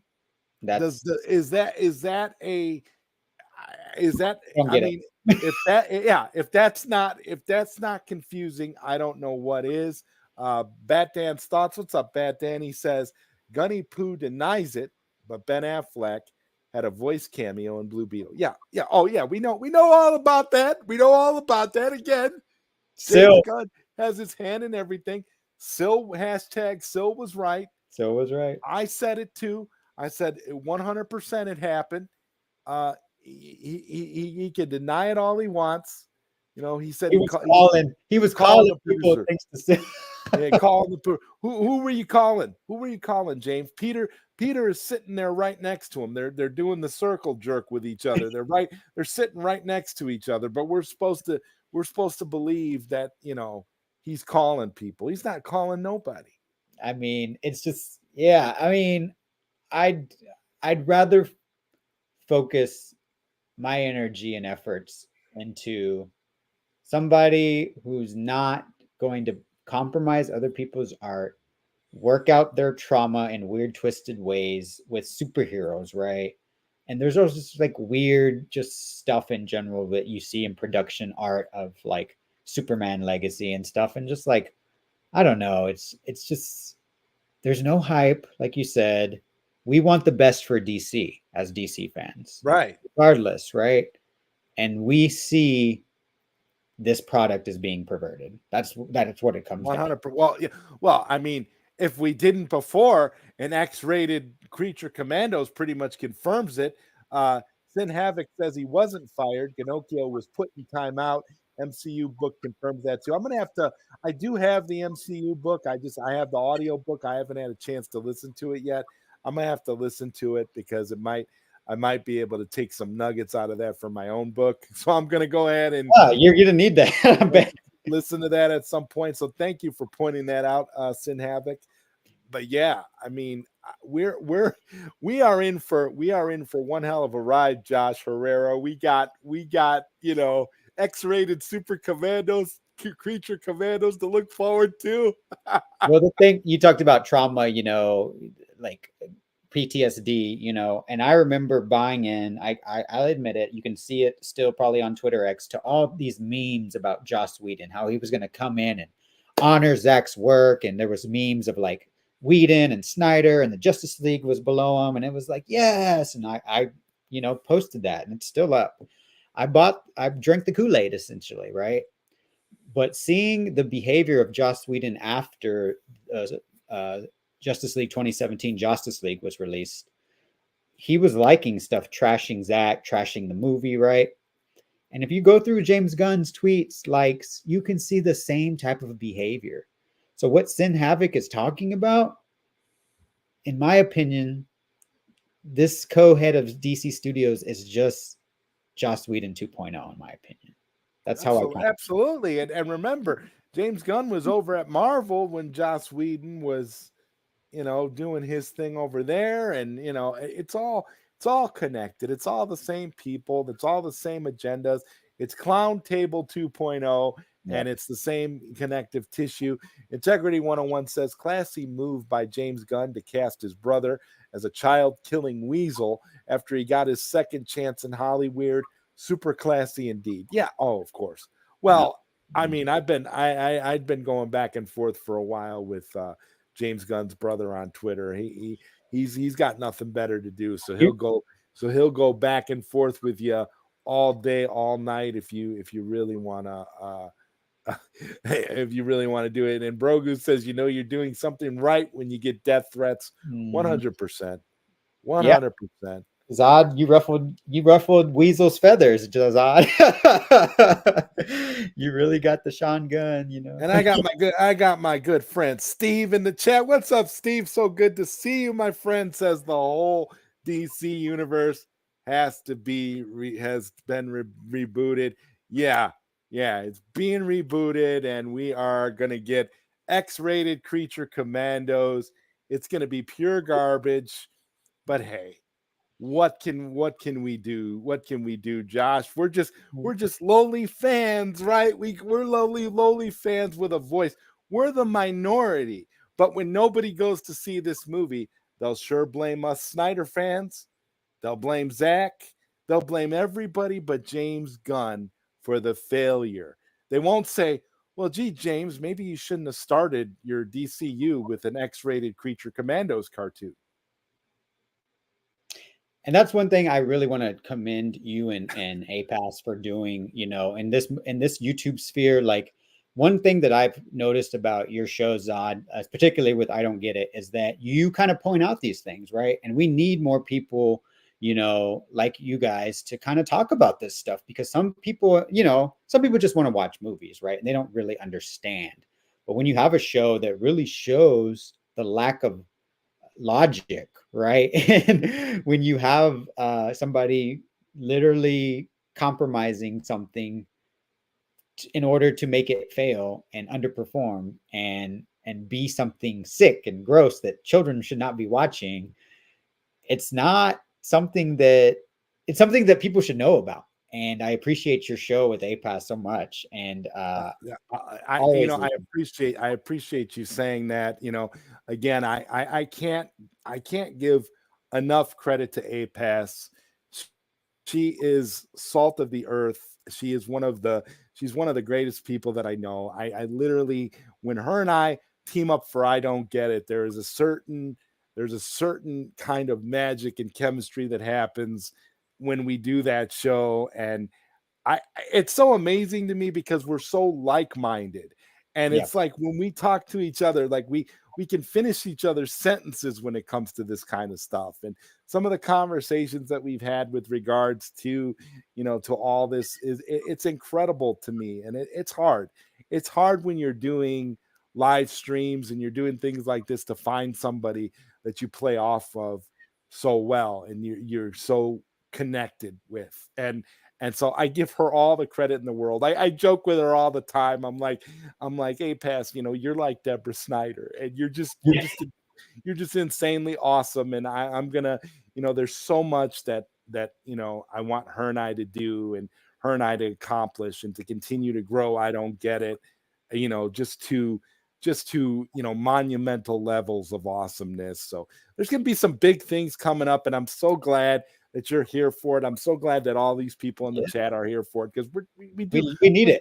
We're doing so much, and and I feel like we all of us in Sil Nation and the Mikey verse and all the these groups, everybody is doing their part. I mean, we got Skywalker the Jedi putting out phenomenal content on a regular basis. We still got Sil doing his thing.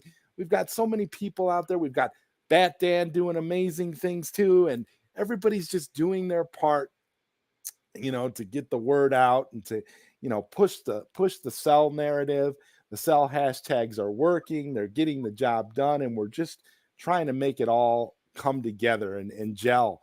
And the only way we do that is by being a cohesive unit and a collective group in a way that we all work. And here's the thing. We're all positive with each other. We all support each other. It's not, so, and that's the key. That's the key to it. Now, James Gunn doesn't have that kind of support. His Superman legacy. He's got how many burner accounts on social media? He's got his brother out there doing all his dirty work. James Gunn quoted himself as, "I do not have a single friend on Twitter." So actually, yeah, James Gunn did quote himself. He quoted himself again. And he actually said something. He actually said something that I find very, very disturbing.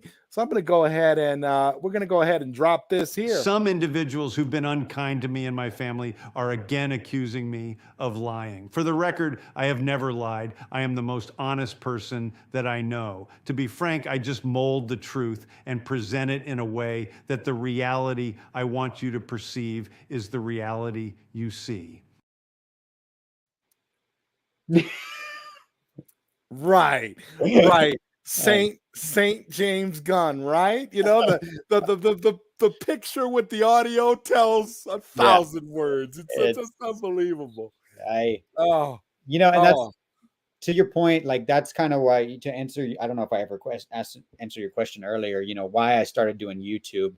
I joined Sil Abdul's birthday stream to kind of clarify to people who were talking slander about Sil, Leon, and Sky about what happened at Full Circle, because I was at the event, right? And I was familiar with everybody there, people who were at the cool table and people who weren't at the cool table. I've watched all of these people. I've watched you, Zod. Like, I've not engaged or commented and made myself known in the chat, right? But I've been familiar with y'all. And when I saw people that are YouTubers also were saying stuff about Skywalker and Leon and Sil that weren't true, I consider that to be an injustice, right? And I'm like, and I want to talk to you a little bit about that. Thank you for bringing that up. You know, because you have people that were out there giving, you know, talking very, very nasty stuff about Sil, Leon, and Sky, and going on there, you know, accusing them of mean mugging people and all kinds of crazy stuff, stupid stuff that made no sense. And what I loved about it was me and APAS were doing I don't get it, and people were coming into our chat attacking us over Full Circle, and it's like we weren't even at Full Circle. I don't know why you're coming at us. We were not there. We don't know what you're talking about. And they were going at us and talking about, hey, you need to you know, bow down and respect Dave and all this other stuff. And it's like, what are you talking about? I don't know who you're talking about. I didn't go to Full Circle. Get the hell out of my chat. I didn't go to Full Circle. APAS.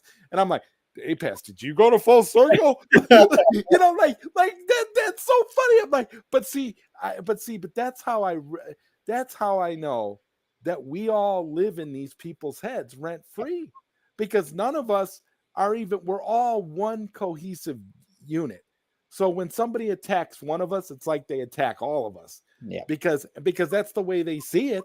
They see it as all one cohesive unit. I mean, if I'm getting attacked for things that happened at Full Circle and I didn't go to Full Circle, that tells me everything I need to know. And with Skywalker and Sil and Leon doing the Lord's work out there, literally, you know, cheering and championing and getting the information, talking directly with Zach and you doing your thing. I mean, I love you guys for it, and I'm so glad that you guys we're all there, because it's like, man, if we did, you know, Sil Nation needed to have, you know, representation yes. at Full Circle 100%. And for me, you know, I don't think a group of people deserved it more than you guys. And the fact that you guys were there was just a boost to all of us. And it was just, and all it did was elevate us and elevated, you know, the cell movement and elevated everything, because they, you know, all the confirmation we got from you know, from the fact that Zach, you know, endorses the cell movement and all of these things. So, I mean, can you talk a little bit about that experience? Yeah, no, that's kind of why, like, I was shocked because Full Circle was late April 28th, 29th, and 30th, right? Right after this Full Circle. Zach even alluded to it on day 3, ZSJL day in IMAX, that, oh yeah, we're about to get ready for a strike. So, you know, there's that. So then literally March 1st, 2023, the strike happened, right?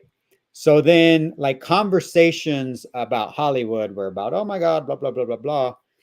And focused on not covering Full Circle, right? And late great Mikey Sutton, who I see you have the logo up there, you know, kind of really, you know, started talking about it too with other people like Sil, and to see people who were at the event, who were YouTubers, who I consider YouTubers like people who like cover everything, right?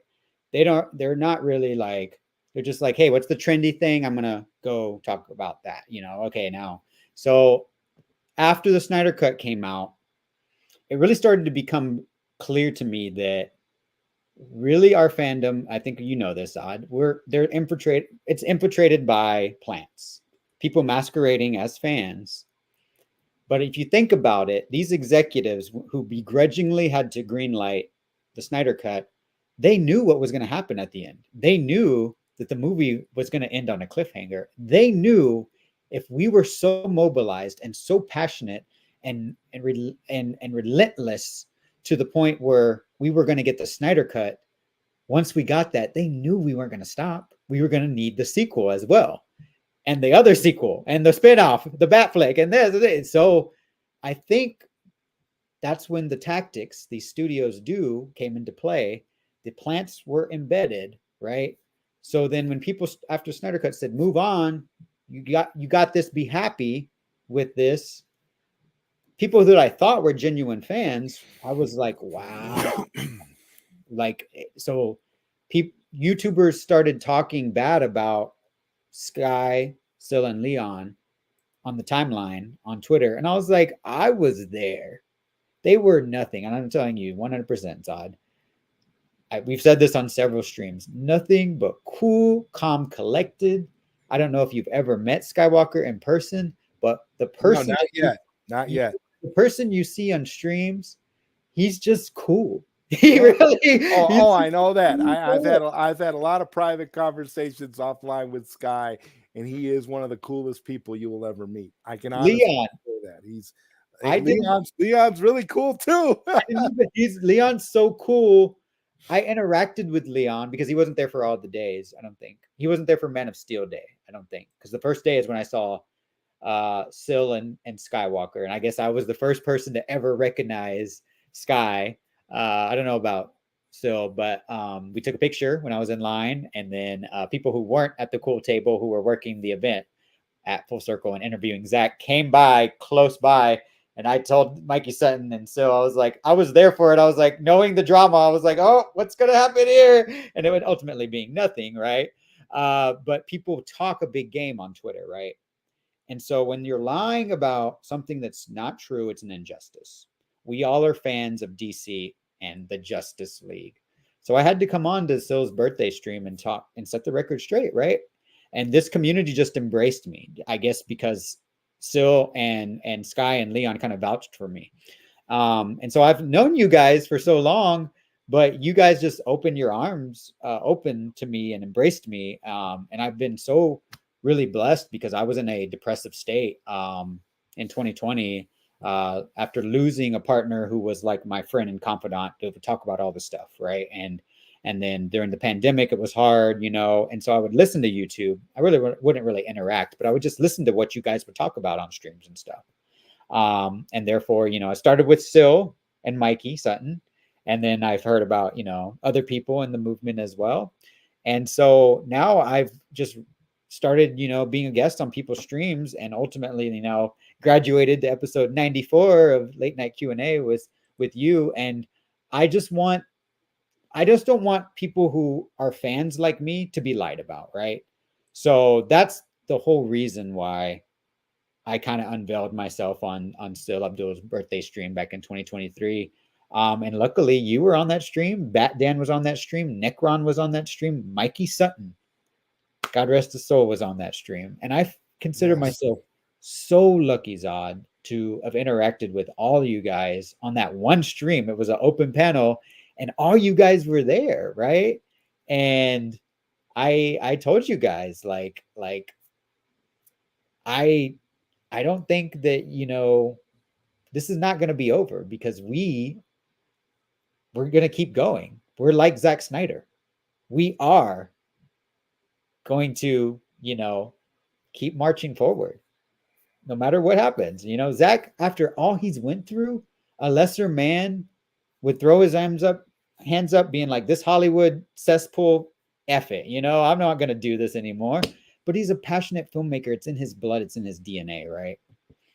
And like Bat Dan is saying, like, that's one of the reasons why I rock with this community so well, because like Bat Dan is one of the ones also who's just really just, I love the content that he's doing. Like you, Zod, like he's just passionate fan. Oh yeah, he's very passionate, and he's doing a wonderful job. He's doing his interviews are just really great. He's you know, I've gotten to know Bat Dan very well. He's such a great friend, and I consider him.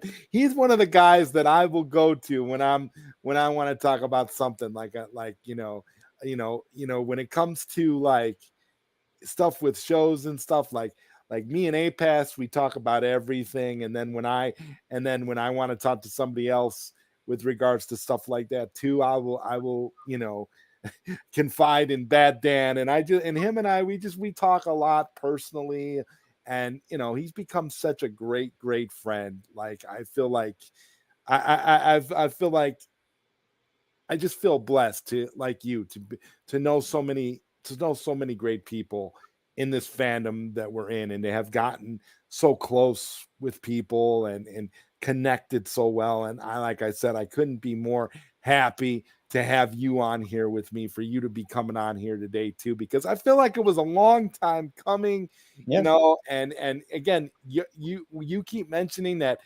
birthday stream with Sil, and you're absolutely right. It was one of those streams where, it kind of foreshadowed a lot of things. And, I mean, I would say that if Mikey Sutton were here today, he would be proud of us. He'd be proud of the fact that we have continued together as a group. We've continued to get to know each other. We've continued to be friends and continue to do the thing and to support each other. And that's what we have to do. Like a big family, we support each other.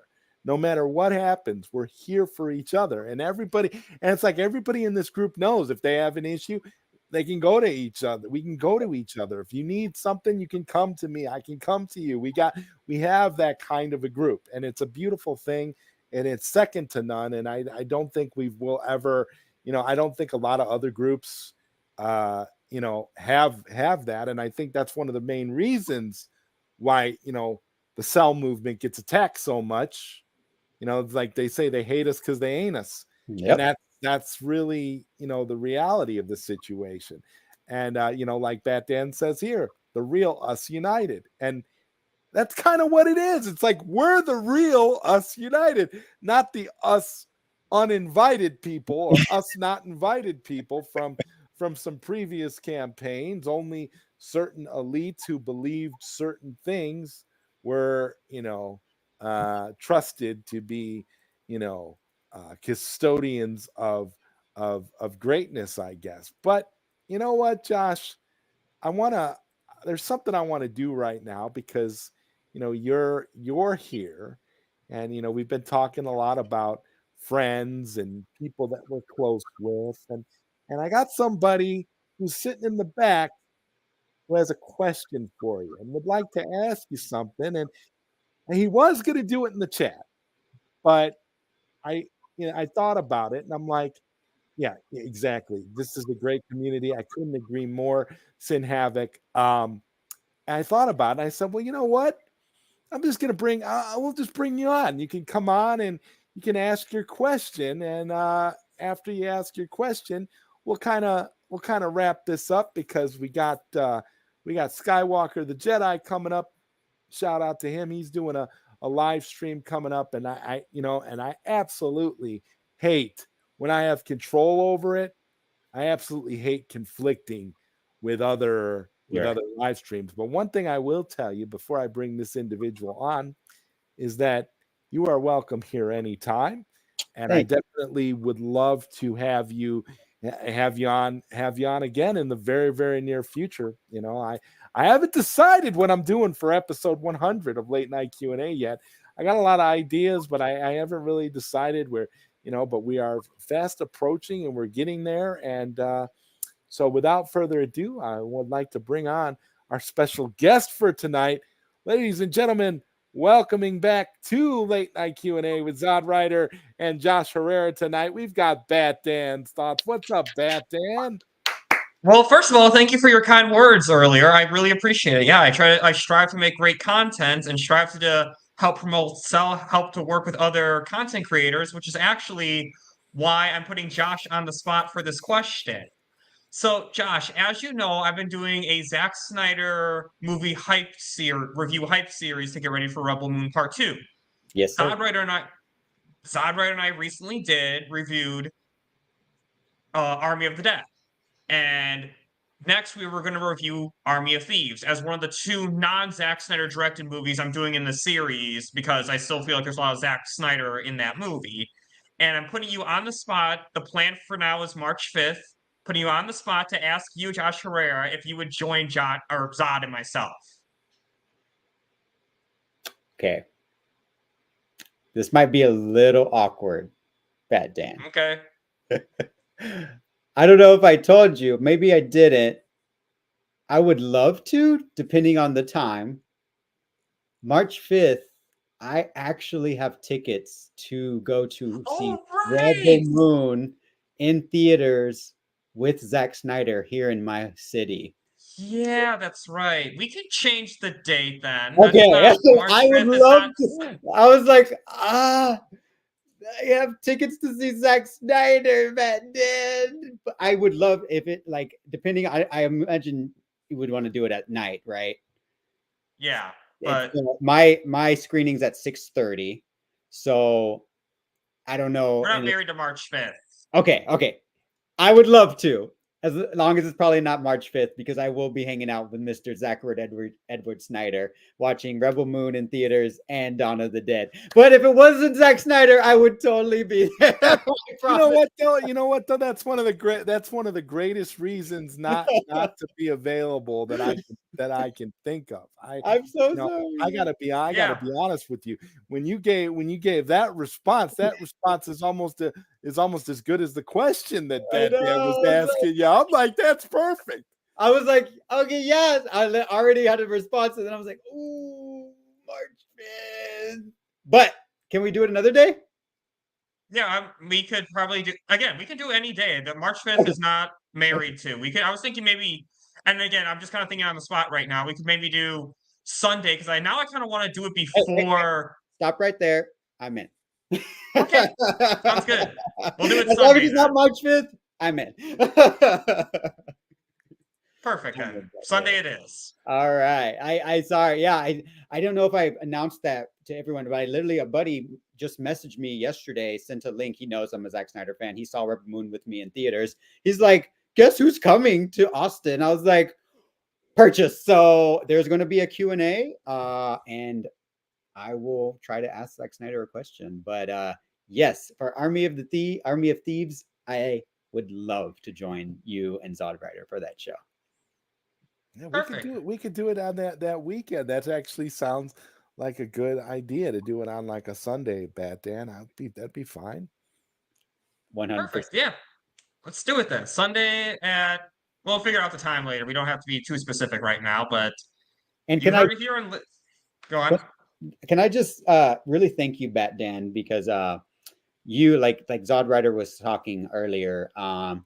You've just been awesome, dude. You've really just been there for this community so much. When the late great Mikey Sutton passed away, me, you, and ZodWriter were talking backstage and just kind of working our feelings out with each other and our emotions. And I really appreciate you as a dear friend, because you reach out to me about stuff and we're able to talk about stuff behind the scenes. And it's really cool to just have a friend who not only loves the art that I do, that we all do, but genuinely cares. And for you to just want to come on and invite me on your channel with ZodWriter is an honor, Bat Dan. And so thank you for being there, dude, and being a good friend. Thank you. Anytime, man. Collaboration is one of the biggest strengths of this community. And the more that we continue to collaborate and stream with each other, the better off we'll be. The more, the merrier, the bigger, the better. I love it. Anytime that I get an opportunity to stream with any of you guys, I consider it a win. So I'm not, so I'm, so it's like anytime that Dan comes to me about any type of collaboration, I'm always on board. I mean, I'm always right away, let's do it, because this is what it's all about. You take friendships and you make them stronger. How do you make friendships stronger? By continuing to be around each other, by continuing to support each other, by continuing to be there. And that's what's so beautiful about it. That's what makes this community perfect, in my opinion. I wouldn't change any of it, to be honest with you. I love it so much, and I love all of you guys, and I'm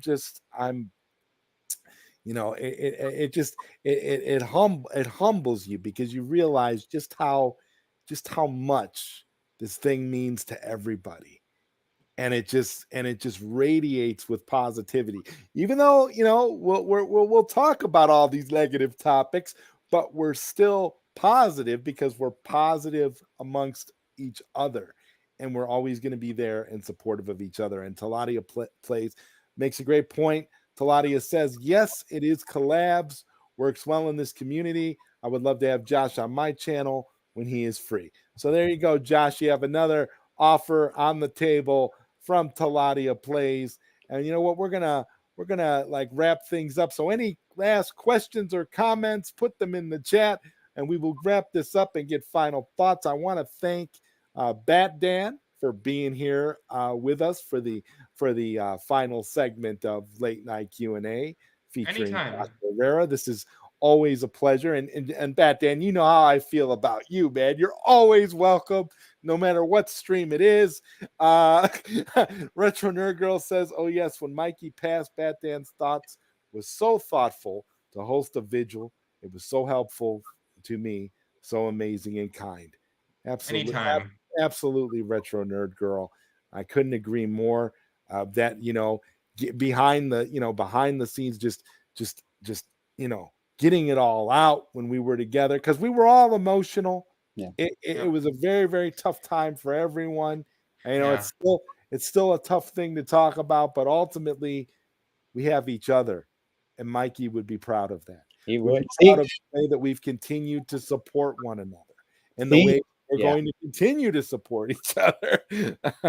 You know, TJ says Mikey did one of the best things ever, and still in this community, that we are a community, a family, and that's important. Absolutely. Seeing the Chicago crew with marvelous discussions on talking about one of my favorite animated series, X-Men, seeing you guys have that discussion on Bat Dan's channel really made me think about Mr. Mikey Sutton and brought a smile to my face. And Zod, you like shocked me because you like lit up talking about X-Men. And I was like, hey, that's how I feel about X-Men and justice for Rogue's booty. I agree. that it's, you know what it is, Josh? It's that iteration of X-Men that makes me light up. Yep. That's, for me, that's my X-Men. That's the X-Men that I care about. That's the X-Men that I'm not, like I say, I'm not the world's biggest Marvel fan, but that's the one Marvel property that I am super passionate about, and I absolutely love that particular animated iteration. So my one word to Disney is, they better get it right with X-Men 97. They better not screw it up, because that's the one thing they got that could be a slam dunk with everybody. That's the one thing, because I don't know how you feel, Josh, but I don't feel like there's a bad episode in the bunch. I feel like X-Men is like banger after banger after banger, and what we're doing with that show is, me and Socks are veterans of the X-Men show. We've seen all the episodes already. Bat Dan, this is his first time watching the show, so we're getting to see Bat Dan's thoughts, like raw, like hot off of watching episodes. And I just love seeing his opinions of certain characters who, have arcs further into the show, things that he doesn't know about, and to see how his viewpoints are going to change as the series goes on. It's the most wonderful thing you could think of.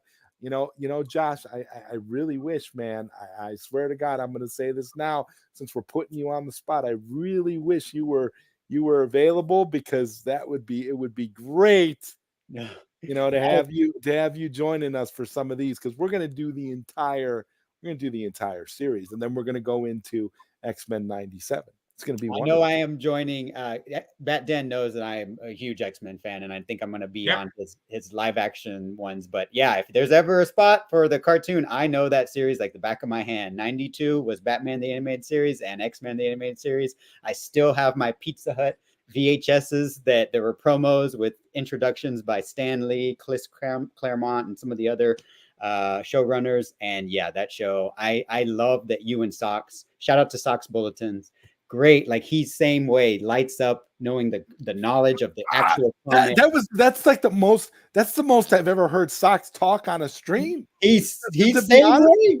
Like the way that he Like he has a lot to say. Like they've been watching a lot of these really boring like Marvel movies Oh, yep. that everybody hates, and like when you get him on X-Men, he starts getting all deep and introspective, and it's like, damn, Socks, I didn't know you were going to Yeah. go in that direction. It's wonderful. I But have an X-Men shrine right there, Oh, so I'm oh. all in. So yeah, Oh my God. anytime. And you know, and it was so funny because you know Wonder Meg has a collection of Oh, yeah. X-Men figures, and on Twitter the other day she put out a post about her with showing her X-Men collection, and she had all these X-Men 97. She had the Storm with the 80s haircut and all the, and it was so awesome. And I replied on there, I'm like, exquisite collection. I mean, it looks fantastic. She's got it on shelves and in like, and I'm like, that's what I'm talking about. I mean, this is something, this iteration of X-Men is something that touched everybody. Whether you're a Marvel or DC fan, you can't deny, you know, the power of this series. It's a wonderful show. So I'm gonna enjoy every moment of us talking about that. I cannot wait, especially seeing Batman's reaction. Yeah. I'm like, for me, that's what the joy of it is, because I already love it. I know Socks loves it. I know you love it, Josh. I know the chat loves it. And just seeing Batman, you know, experience it for the first time, it's one of the greatest things that could happen as a fan. In Season 3, the Phoenix Saga. I'm this. gonna need to be on. No spoilers. No spoilers. The Phoenix Saga. Listen, I said Phoenix Saga. Somebody said it in the chat for that episode. I think it was Sin Havoc. Somebody had said something about the Phoenix Saga, and I was just like, yeah. I'm gonna need to be on that one. Okay. You're gonna have to join us. You're gonna have to join us. I do have one condition for Josh, though, if he joins us for any of these X-Men streams. We try to make it a musical at certain points, so I need you to join into singing at certain points, because Socks just loves musicals. He loves musicals, so that's why I love to make certain aspects of any of the Marvelous discussions this X-Men show a musical at times, because he loves those so much. I'll start training now. Yeah, you gotta get those vocal cords ready, right? Yeah. And and before we go, I'm just gonna play this one last time for those that may have missed it earlier. And this was the intro for tonight's episode. So let's play this, and then we'll wrap it up.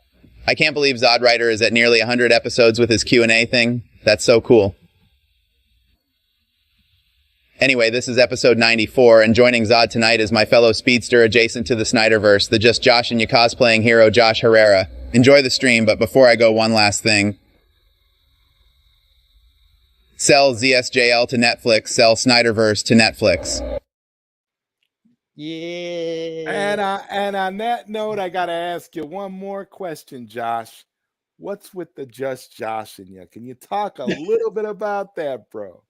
Skywalker the Jedi has actually talked, and Mikey Sutton, God rest his soul, he actually considered me to be, and everyone I think in this community, a really like positive person. And to be perfectly honest with all of y'all, I'm actually like I live in darkness and a really like pessimistic mindset usually most of the time. But I want to focus my energy into stuff that I'm passionate about and things that I love. And the way I learned how to cope with just tragedy, loss, and trauma, honestly, was to just laugh, you know. And sometimes I give people a hard time, and I can kind of rib a little. And so when I found out, you know, my name after years of growing up with it was actually an old, you know, expression used back in the day. For, you know, to rib somebody, basically to josh somebody is to just, you know, kind of poke fun of them or make a joke or something, a meaningless joke. So I put that in some of my bios, and you know, so when sometimes, you know, on Twitter things can get misconstrued sometimes, so I would just want to make sure everybody knows, hey, it's all love at the end of the day. I'm just joshing you. That's all it is. All right, that was beautiful, man. And again, thank you so much for being here. This was a pleasure. I can honestly say this is what late night Q&A is all about. I love these kinds of discussions, and I will always be forever grateful to people like you, Bad Dan, A-Pass, Sil, Sky, all the great people that joined me for this, have joined me for this, and will join me in the future. This is what it's all about, and I just can't thank you all enough. I will be back next week with another episode of Late Night Q&A. It might be a little controversial because it's going to be episode 95, and I'm going to have none other than Aaron Fisher with me. All So right. that should be good, because I know there's some people in our group that are not quite as warm on Aaron as I am. I like Aaron. I think he's great, and I can't wait to talk to him and have him here. So I'm looking forward to that. And again, this was awesome. Josh, you are awesome. I can't wait to stream with you again. And Bat Dan, you already know, man. We talk all the time. And the chat, everybody in the chat, I love you guys. You guys are wonderful. Thank you so much for being so supportive of this channel. Thank you for supporting me and A-Pass with I Don't Get It, and supporting me for Late Night Q&A. You guys are wonderful. I feel like I have the best. I have one of the best chats in the world. It's unreal. I'm actually getting a little bit emotional right now because it's just been so much fun. So go over to Skywalker the Jedi's chat now. Tell Skywalker the Jedi that Zod sent you.